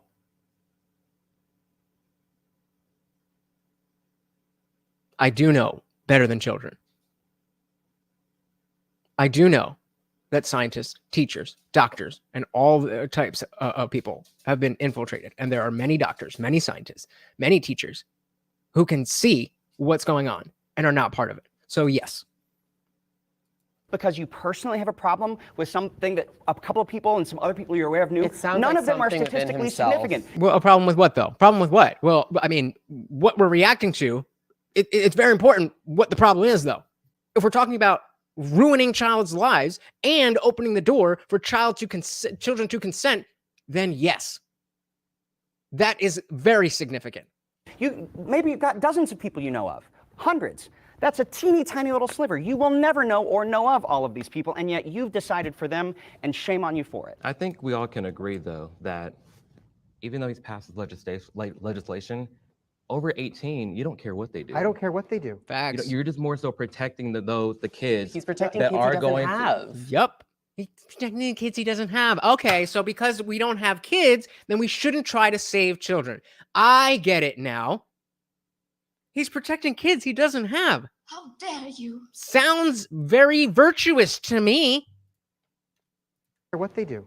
You're just more so protecting the kids. He's protecting that kids are he doesn't going have. His laws more so protecting those kids that are just tomboys, tom girls. Yup. That are just they're being force fed this idea like, oh, I'm gay, maybe I'm a girl, and then like they're just like pink. They like are more feminine, and it's like, oh, actually transition. And I don't think it's that simple. And I just hate I that feel this is shouldn't be such an that simple. absolutist discussion. It shouldn't be that simple. But unfortunately, for too many people, it is. Let's not deal in what should, shouldn't, whatever. Like, let's not get bogged down in that. It is what it is. It's the longest Jubilee topic ever. It's honestly, it's we're having a chat. This is I think this is shorter than the last one we did. But, when we have a good conversation, when we have something new to dig our teeth into, it's like, okay, what's going on over here? What's going on over here? Let's take a look at this study. Let's talk about that. So, I mean, I definitely don't think we're going to finish this, but maybe we'll just do part 2 because it seems to be, fostering some great conversation here. Daniel Cabrera said, I love her very much. See, he's right here. And I'm going to turn around. See, that's him right here. I'm going to turn around. And now he's back there. Come on. Come here. Come here. Mort, come on. Come. There you go. See, I know. He thought he didn't want to come up here, but he's just a dog. So I control him because I know better. That has no relevance to anything that we're talking about today. None at all. On both sides, because it's like you guys are like, no, there's nothing. No, don't. I'm not being absolute. I'm not being absolute either. Okay, but I Please just don't put don't words think. in my mouth. Okay, I'm disappointed that someone Can you let me is talk, proud please? to sit Can you here let me and talk? pass a law that harms children. I got when it. we know that our No. You got it. You got it flipped. You're the one who wants to harm children unknowingly, because I know you very deeply care about children based on your other work. But you are the one who is harming children. You are the one. We know your point. We got it. We know your point. So harmed already. All I'm saying is that your guys are not making space for the people who have gone through this process and regret it. I personally know someone in the same situation that you were in. And I'm not sitting here arguing for either side because I think this is a very nuanced discussion. It used to be a 2-year process. Now it's 6 months. Those things are changing. It's supposed to be 6 months. But we have heard stories after stories after stories of people going into one visit, spending 30 minutes in an office and getting prescribed whatever it is. So let's not bullshit. I'm with you. I'm on your side, bro. But in the same way that I'm here watching this conversation so that I'm educated on the topic, you got to keep up with that.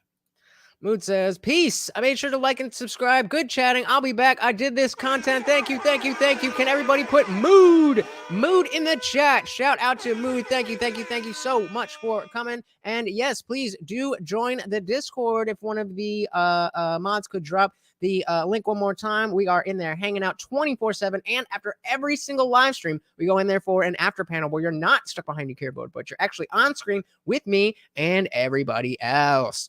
Thank you so much, brother. You have a good one. Because the capital and the motive behind it is now, which I'm sure that you guys on this side are against capitalistic, healthcare. That's pushing it. And those guidelines, yes. There's a lot of money to be made in gender-affirming care. A lot of money to the doctors who are. I believe the figure from our friend Scott, the same one. Thank you guys. The same one who told us about this 7 to 10 year cycle. The same person. I forgot what I was going to say. What are they talking about?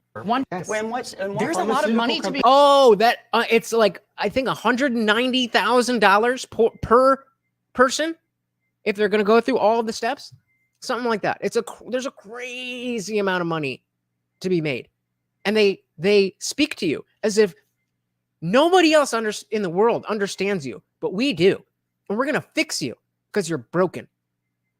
And then it doesn't fix them. That's what's happening. Be made in gender-affirming care. A lot of money to the doctors who are. Oh, really? Yeah. How much did you pay for? You have. Okay. So you just. Oh, really? $6 million per child. There you go. 1.6 million per child. I knew it was something crazy like that. $1.6 million. But they wouldn't destroy a whole generation of children just for money, right? gets on it. That's throughout their lifetime. That's how much that There are farmer so makes many from other it. things that kids get that make people more money. I than understand that, but you're not leaving any room for nuance in this discussion. Actually, I would argue that you guys aren't leaving room for nuance because you're Nuh-uh, you are the you make a decision. I never said a statement. Well, okay, on I it. apologize. And for those of you that I have been mean to, I'm sorry. I love and respect all of you as people. I don't think it's mean. Nuance think it's is a lot. valuable, and that's why we leave it up to the parents and the medical professionals and the individuals who are making these decisions. Okay, but then when the parents and the doctors say that, you know what, I don't think it's a good idea for my child to get jabbed. How dare you? You're an anti-vaxxer. You're the public health and da-da-da-da-da. Get the fuck out of my face with that bullshit. There are people who get hair plugs and regret it. There are people who get nose jobs and regret it. So then we should just allow people to do anything that they're going to regret. When's the last time a child got a nose job? When's the last time a child got hair plugs?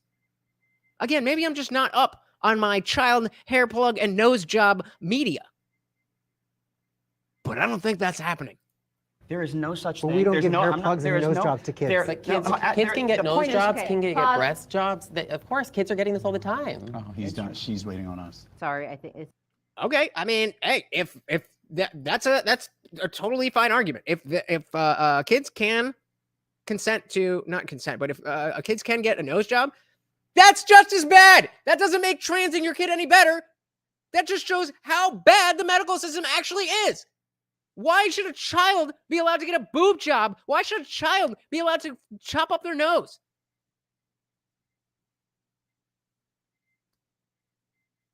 This is just proving that I don't trust the medical institutions that you are relying on to say that this is okay, because they say that stuff is okay. Lefty Lucy said, "Generations, Frankenstein's monster." That's exactly what we're looking at. Spot on. Spot on.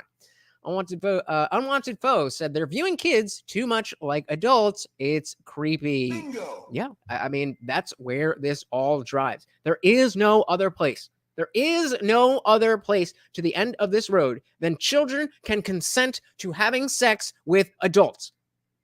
There is no other place that this conversation goes. Daniel says, wait, what happens when Florida passes a you must tell the parents about things law? A lot of teachers are going to get arrested, and then they're going to be like, oh, I'm getting arrested because I want to save my children. Donate to my GoFundMe.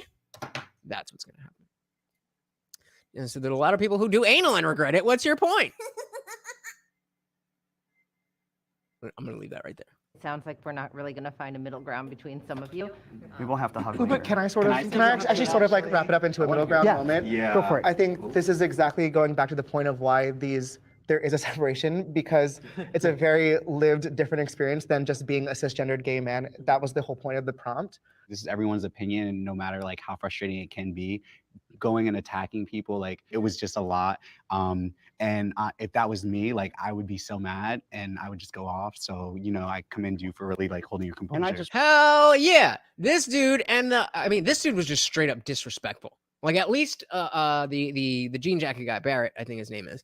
At least he was like, it was an emotional outburst that he didn't purposely do. And he's like, all right. This guy was just choosing to be a dick. I don't know how much of a difference that makes, but it's worth something. I just want to apologize because that's absolutely right. And I broke my own rule in being fired up in the things I said to you. And I'm sorry, that's not how you deserve to be treated. Hey, credit where credit is due. Credit where credit is due. If I was sitting in a room talking about this stuff and I was brainwashed to believe that gender affirming care was a trans kid or a dead kid, and somebody was sitting there saying that, no, I'm making sure it's all dead kids, and I'm proud of it, I can understand how you'd be upset. And then that's just good shit, man. That's how men should operate. Regardless of who you have sex with, that's how you should operate. Be passionate, but when you cross the line, then admit it. Unwanted Foe, yeah, they're saying we're not going to find a middle ground here. And Unwanted Foe is because there is no middle ground. It almost sounds like a reason to separate the T from the LGB.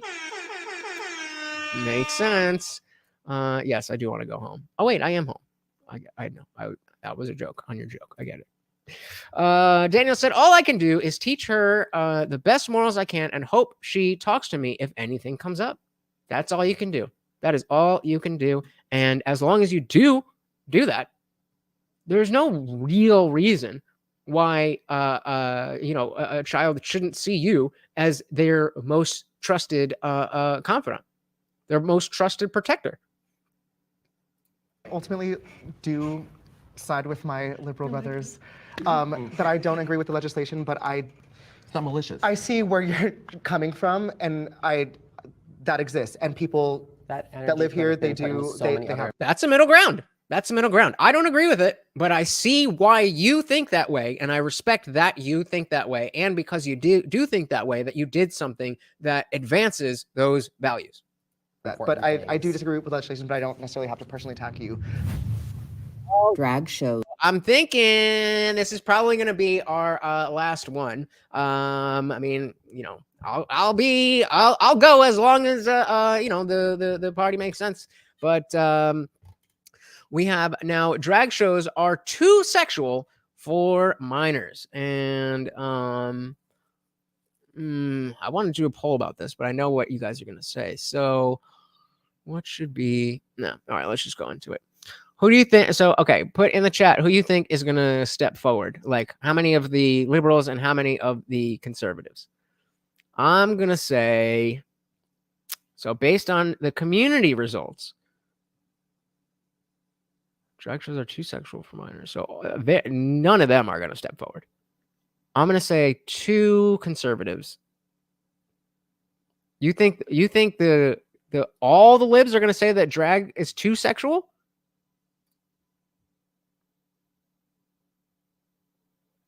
That don't make sense.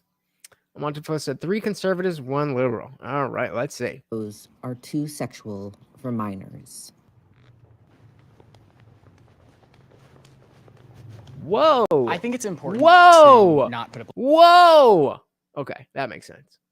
Not all 4 of them on the conservative side, based, but not a single one on the liberals. This is going to get ugly, guys. I can tell. Blanket statement over everything. I was just going to say that. Because I know already when they step forward that we're going to get the Miss Doubtfire example. And oh, Bar here, Lefty Lucy, saying, I consider drag queen names too sexual for children, let alone the show. I'm right there with you. Next says, that's all you can do, buddy. Yep, to Dan, at least you're doing the best you can. She has the best chance with you guiding her, loving her, and being there for her. Respect. Hell yeah. Shout out to all the dads out there.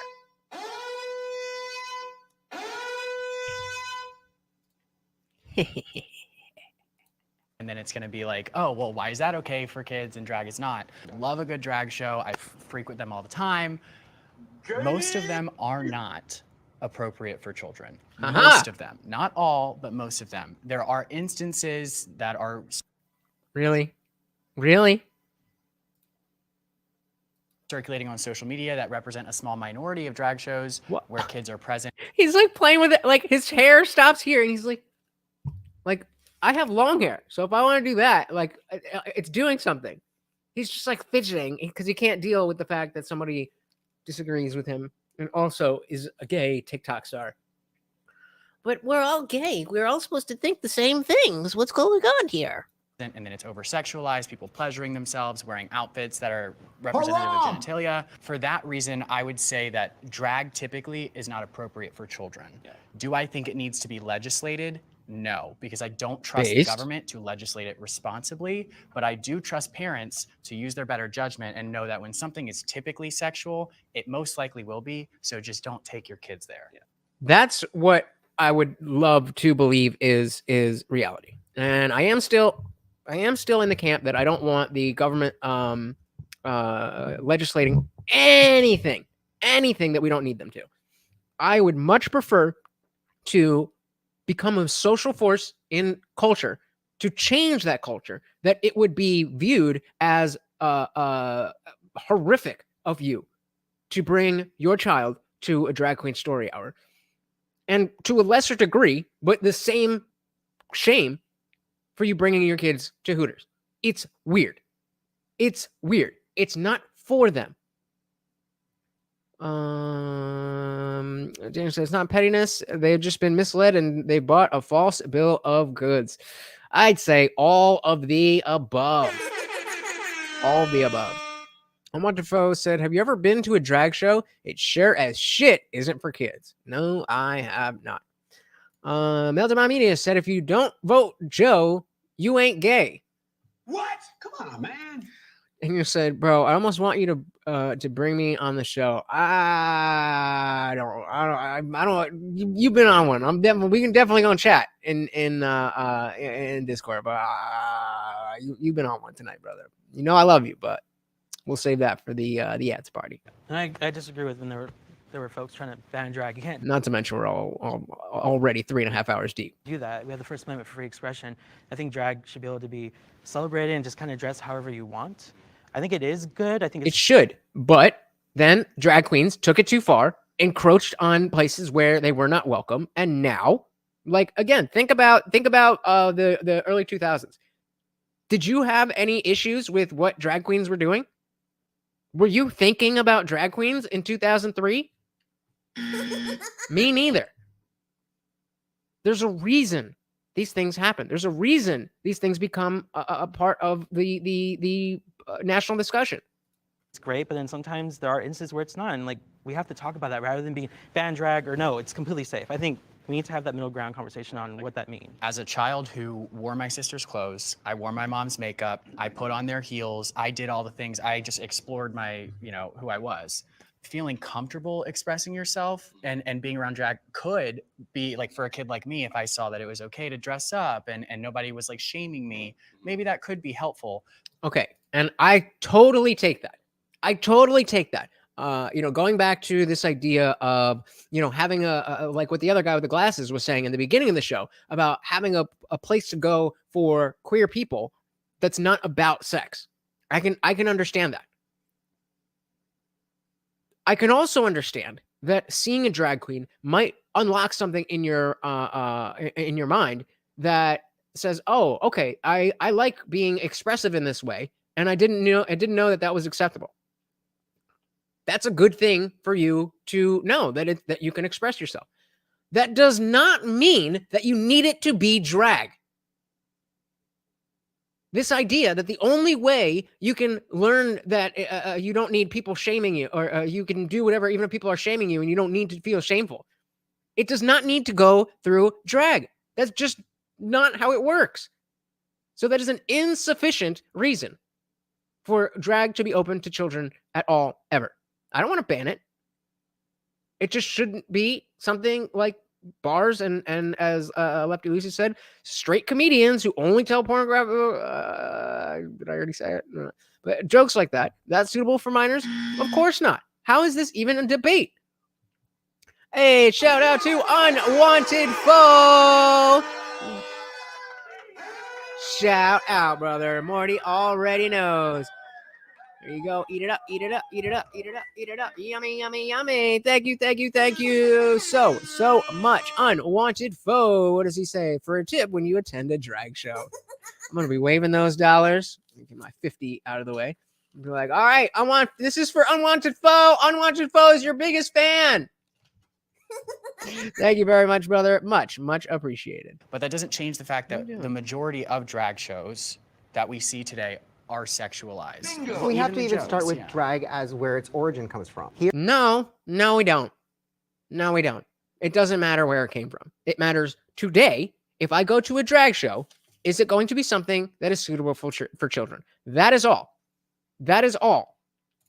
Daniel says, does anybody remember Maury Povich, the TV personality? Used to have that bit. Not just who's the father, but can you find the man in the group of women? That was basically a televised drag show. I don't specifically, but now that you say it, I do remember that kind of setup. And just like, ooh, which one's really a man? I more so remember some backwoods couple. And it's like the girlfriend, and she's on stage. And she tells the audience, I'm actually a man. And I bring out the boyfriend. And Maury's like, Johnny, Rita here has got something to tell you. I'm like, okay, What's up, babe? What's good? What's good? She's like, honey, I just want you to know that I was born as a man. Oh my God! Those are the shows I remember. Daniel says, RuPaul doesn't need to be reading my daughter's good night moon. Well, they were all the same, right? They were all the same. They're all the same. Here it happens mostly in bars. That's where these queens are getting their training. I myself in my time R.I.P. Senator Springer. Have helped a drag queen Soul organize Senator. a There you show go. that was family friendly. And I use the quotations because she actually took it out of a bar. She's like, we can't make something family friendly and still produce it in a place where they serve alcohol. So she Smart. actually ended up renting a theater, asking people to pay for tickets, and she put on a produced show where they came in from backstage and they would come on stage like you would expect to see a Broadway show. I wish that we lived in that culture where that would be fine. Because in a vacuum, that is fine to me. If you want to do something that is specifically child-friendly in this arena, and you're not even really connecting it to drag, but it's just more dress up and costumes, and you as the adults, you're gonna put some drag on it. But the show itself is specific. I wish that we lived in a society where I could trust that that was going to be what it was. But we don't. I don't think that's the society we live in. I think that it would be very easy to be, child-friendly, child-friendly, child-friendly. And then you see on the wall, it's not going to lick itself. What? That doesn't seem very kid-friendly.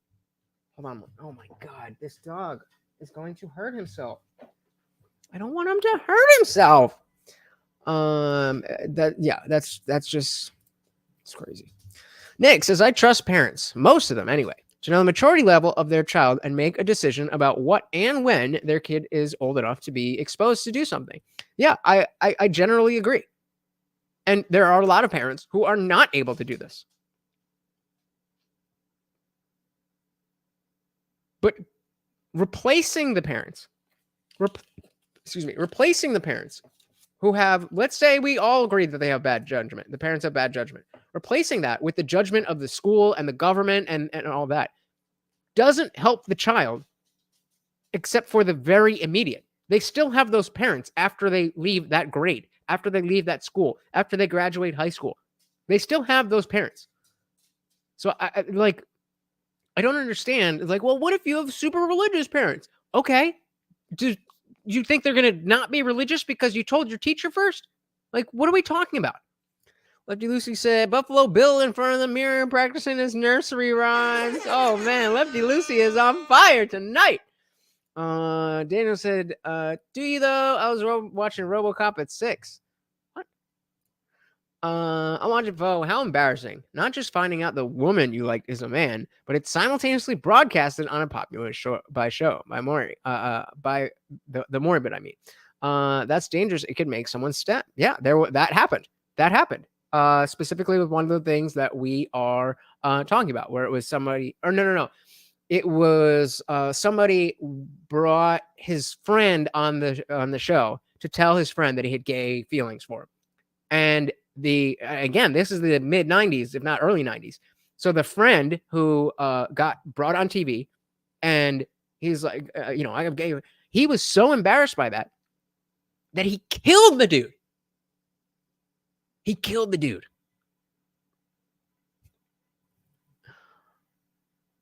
Yeah, but then exactly. I'm gonna put this up when. And she made sure that she told anybody that was going to come in and perform, you don't grab your breast, you don't grab your crotch, you don't shake, you don't do. We have to make sure that it has to be available and consumable for the general public, because we don't know who's going to be walking through our doors, and we have a responsibility and a duty to make sure that we don't confuse children, we don't upset people, and if we want this show to be a success, we have to make it palatable for as many people as possible. Yeah, and again, this is all about compromise. These people are not going anywhere. They're not going to stop wanting the things that they want.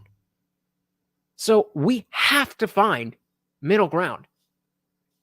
If that means that we have a lot of work to do to show them that their position is untenable, well, then that's the battle that we have to undertake. But just saying, screw them, they're whatever. they're too far gone or they're whatever. That's not going to help any kids. Might help your kids, which is great. Obviously, should be a priority. But unlike the liberal gays here who think it's so terrible to look out for children who aren't yours, I disagree. I think that making sure children are safe in general is a virtuous thing to do. All right, so we got the disagreeers coming forward. Okay, well, so here. We don't say the same thing about pop stars. It's literally the same thing, you know, and I think. Is it though? That it's hyper. I mean, actually, it kind of is. It kind of is. This kind of goes back to the conversation we were talking about earlier where everything is sexualized. So it kind of is. I'll give them that. Myopic, zoned in because we are queer. It's an easy way to go after us. I don't think most people that don't like drag shows or angry about drag shows actually care about drag shows or have ever even been to one. True. You know, I think when you go, you said majority.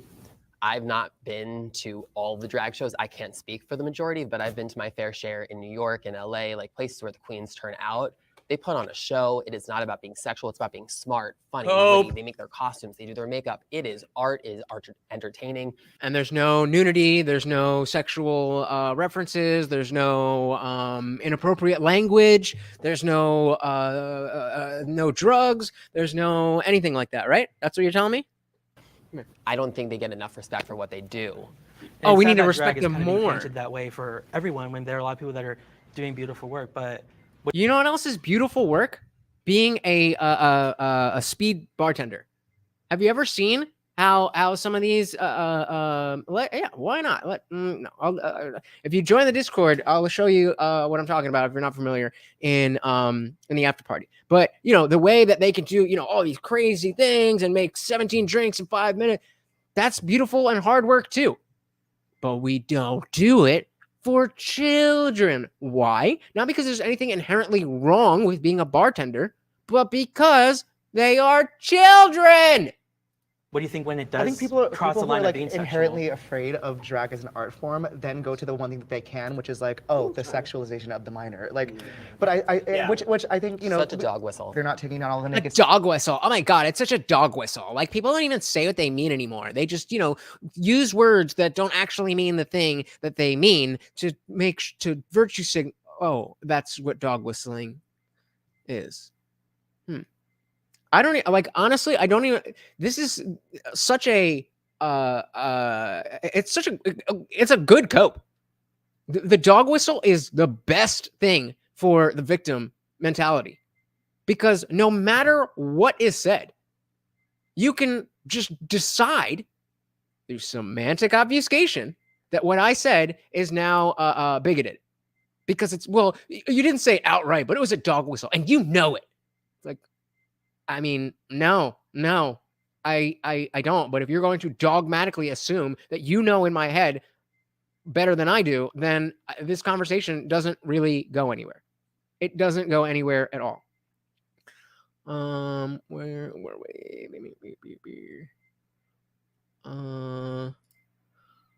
Yeah, exactly. Facts. Very valid. Lefty Lucy, we used to play fantasy. These kids live it. Whoa. Daniel said, I love how I can tell when you read my comments and have learned not to read them out loud. It's a skill. Nick said he needs that talent with us. Yeah, exactly.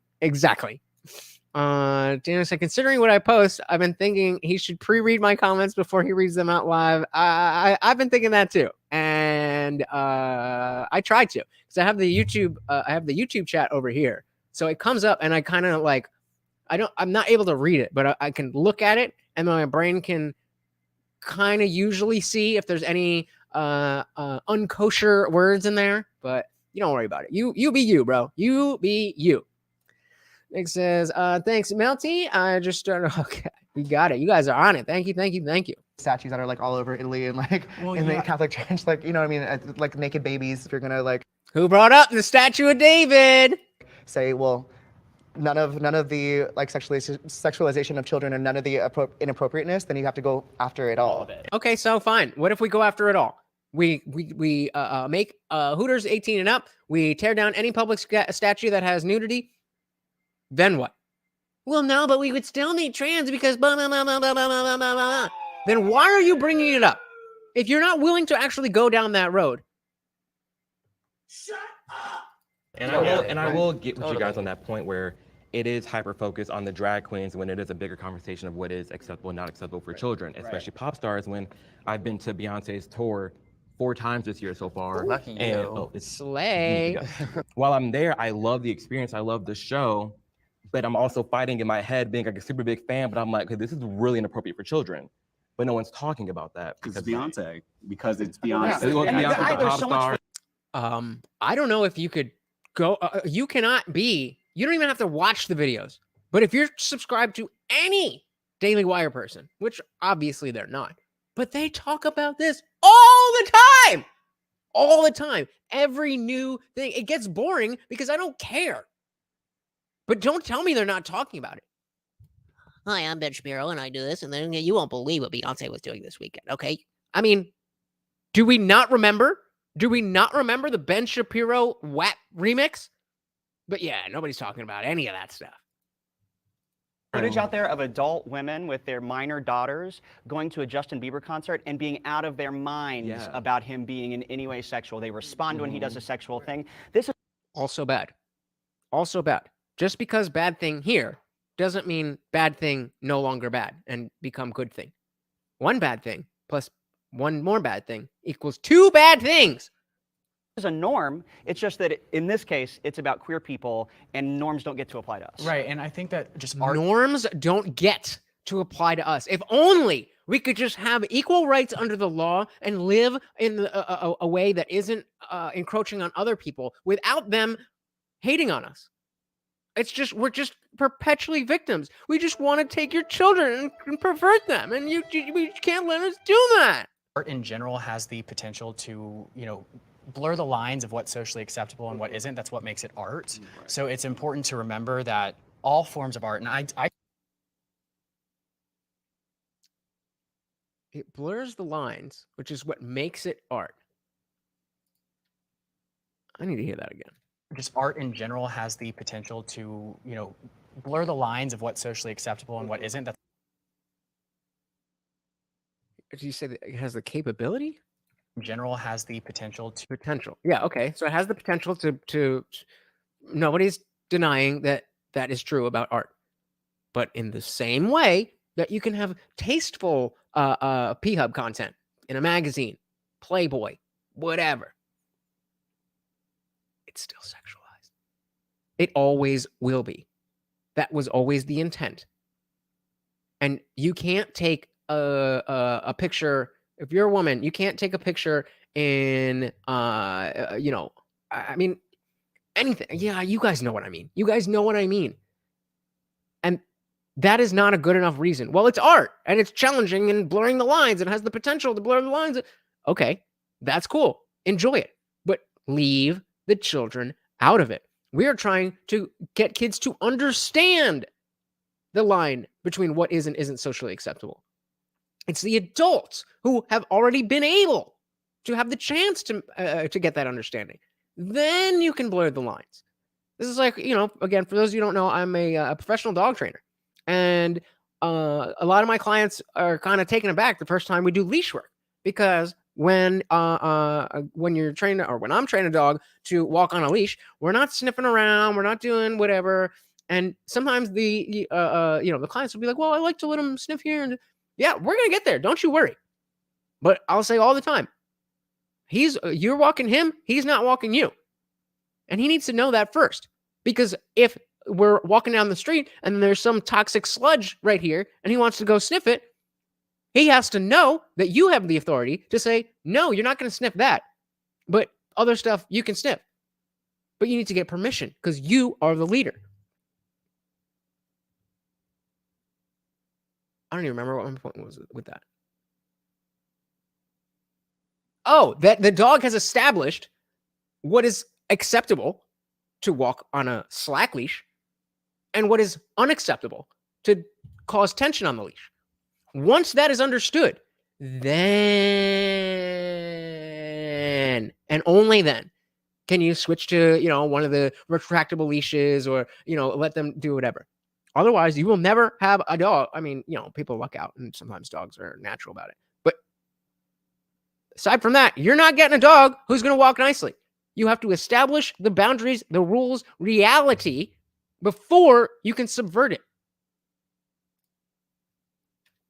People and norms don't get to apply to us. Right, and I think Norms that don't just get to art in apply to general us. has the potential to, blur the lines of what's socially acceptable and what isn't. That's what makes it art. So it's important to remember that all forms of art, and I speak on this on my platforms too. when I have kids, they're not going to Hooters. I'm sorry. I'm not taking them there. I'm also not taking them to a drag show. Good. And I'm not going to take them to a Sam Smith concert either. Good. That's the cultural perspective you should have with all of this. None of those things are for children, and all of those things can be enjoyed in the right context for adults. Daniel said, my mom was stoked. I didn't go see the Spice Girls in the 90s because at one point they did a musical number where they appeared to be naked. It goes both ways. Yeah, I mean, I wasn't allowed to watch MTV at all for a long time until I was like in high school. I was like sneaking MTV because that wasn't socially acceptable.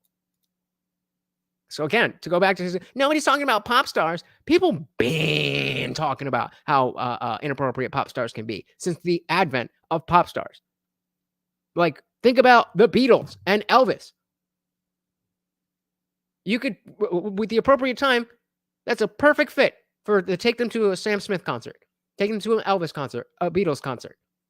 That is precisely what would have been socially acceptable in the day.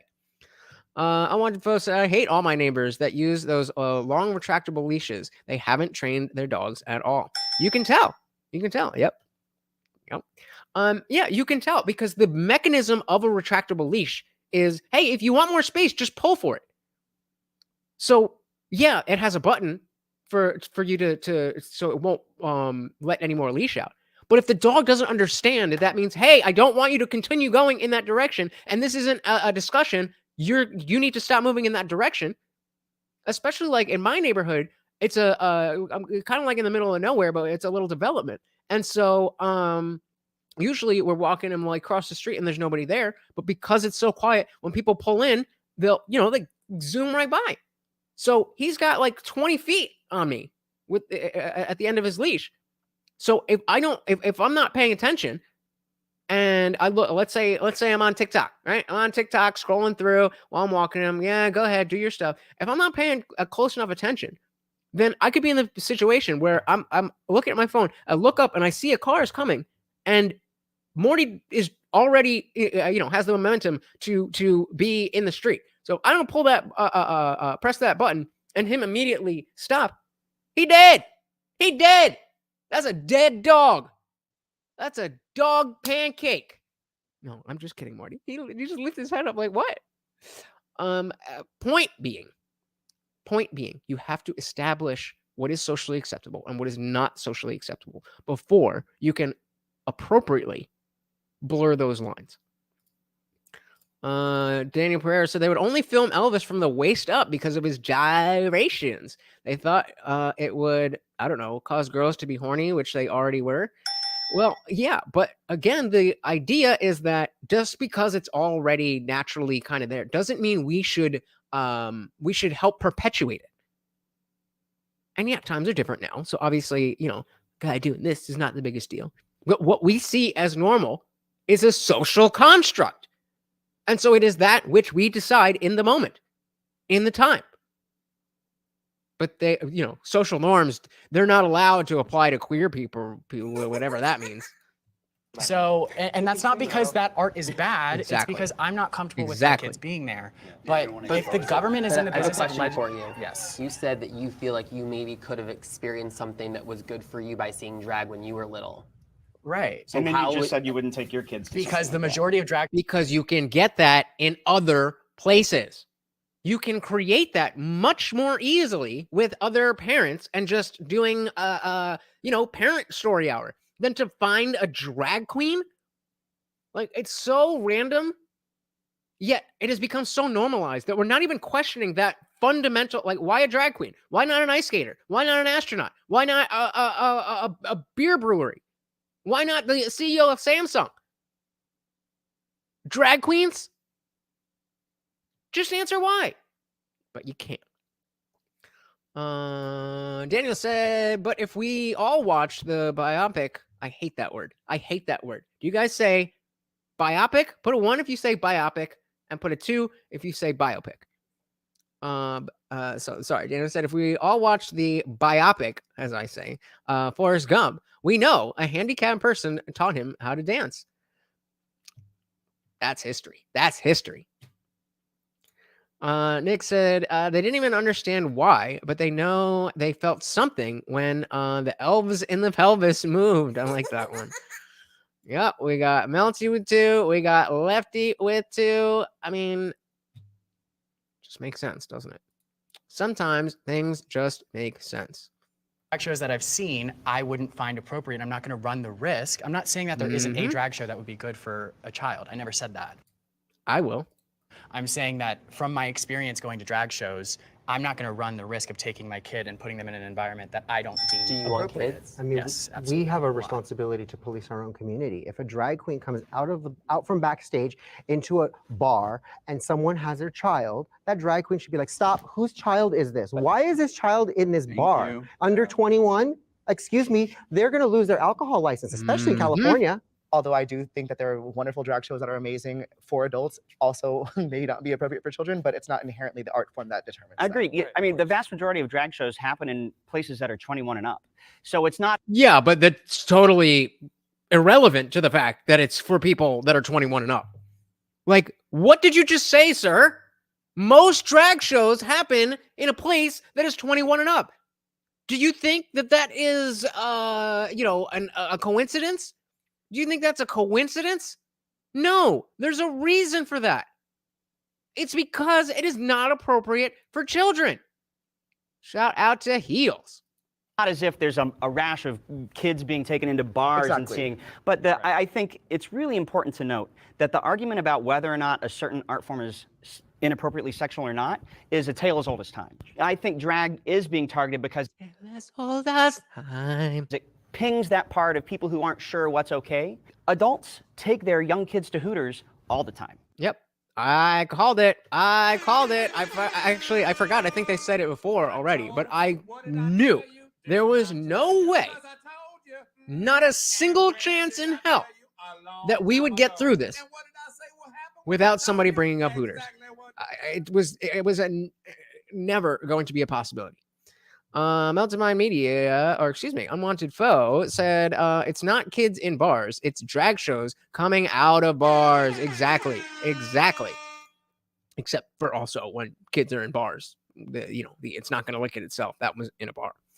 Daniel Herrera says, but when it happens in the library, the drag queen should be able to wear their thong. Well, I mean, if we're going to have a drag queen, let's let her be the drag queen she really is, right? Said facts. Listen to the gay guy, people. He ain't stupid. He ain't wrong. I mean, I'm with you, Nick, but they're all gay. That's the point of the show. So, Adults show their kids R-rated movies all the time, but those are their personal choices. And here's the thing. It is not unknown what's developmentally appropriate. The American Psychological Association... Here we go with all the list of the co-opted thing, the co-opted institutions that allow these people to think that they are entitled to have this. How dare you? I'm ashamed of you. Do you think you know better than the science? I have no words. I don't know how things got this far. I don't know how we got to a place where I have a degree in psychology. I wanted to be a psychologist. But I know how much you cannot trust the American Psychological Association. Jesus is straight. It was just the one guy. I didn't have a guy. I don't know. Maybe you're talking about the other Jesus, but that's between you and Jesus. The American Association of Pediatrics, there's tons of well-researched guidance on this. This is not an open question. There's no need for these laws, but also it's not... In your opinion, which we disagree on, which is why we are here to discuss. That is called begging the question. You're saying this is okay, when the whole question is this okay? Accurate to say that most of them are sexualized, because how in the world would you be able to empirically prove that? Okay, so if you can't empirically prove that they are, and then you can't empirically prove that they're not, which you could by just, taking a sample of 500 drag shows and marking down yes or no, or taking a survey of the people there, so empirically you actually could do that very, very, very, very, very, very, very easily. You probably wouldn't you could do it on Twitter. You could do it on Twitter. But if your position is that you can't empirically prove that most of them are worse or most of them are better, then doesn't it make sense to stay back and not go to any of them? Nah, well, there's no way to prove that it's going to be bad, so let's just go and see. No, if you don't know if something is going to be bad, then you stay away. Why is this any different? Totally. All right. So we have, 1, 2. So there's 3 more here, guys. There's 3 more here, and we're already hitting 4 hours. So that's kind of my limit.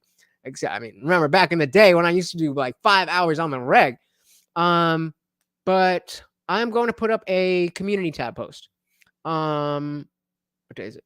Monday? Yeah. So if you want to finish this on Friday, if you want to finish this on Wednesday, we can definitely do that. If you want to do this as a members only, so it's something separate from the Monday, Wednesday, Friday show, but those of you who are disciples will get to see it. That'll be an option, or we could just move on to other stuff.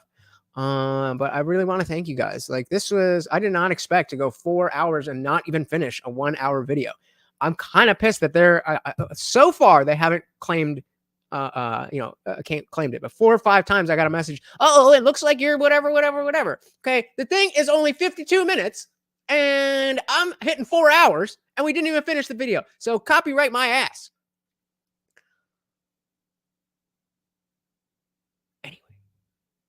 I want to thank you guys. I think this is a really cool conversation. Yeah. If nothing, I'll put it up to you guys. Whatever whatever you guys say. And I do have veto power though. Like if I put the thing up and you guys say part 2, so I'll put this wording in the poll. My brain. 4 hours is my limit, guys. Oh man. Well, I really, yes. I need and a drink to go with it. Why not? I think there was a lot here. Clearly, there was a lot here for us to engage with. And it is, I wasn't sure, number one, who was going to show up. I wasn't sure who was going to just be turned off by the whole, oh, they're talking about gays. I don't care. So the fact that I didn't really see a difference, and if anything, I saw more of you. Like that's cool.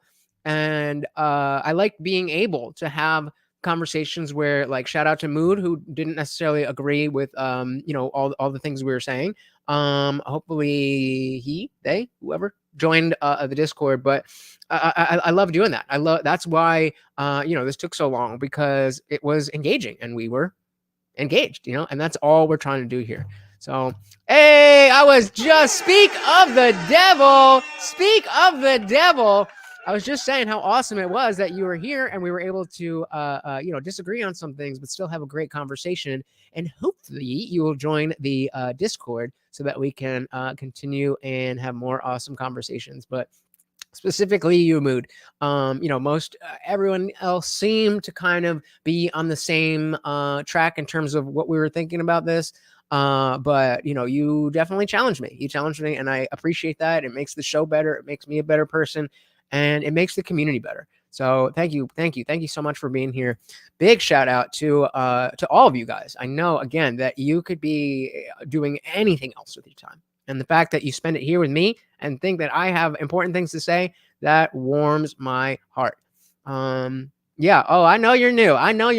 We are a big family. So when I see somebody new, I'm like, oh, I know you.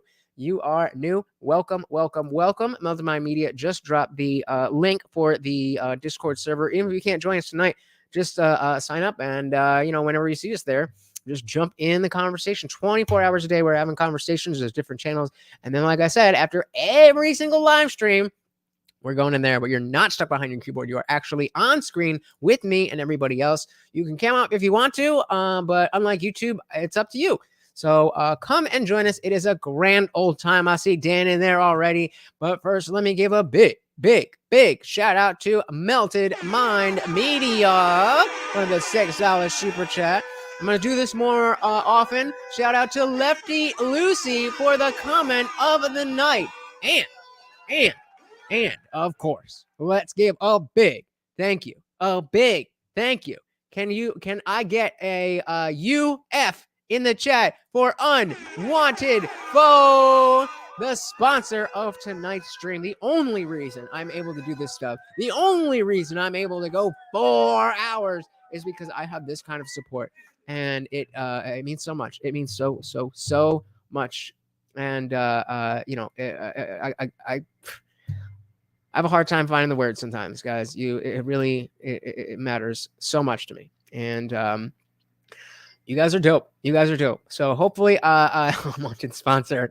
Got him. Good one. You just mad. Hey, there's still time on the clock if you want to steal the spot.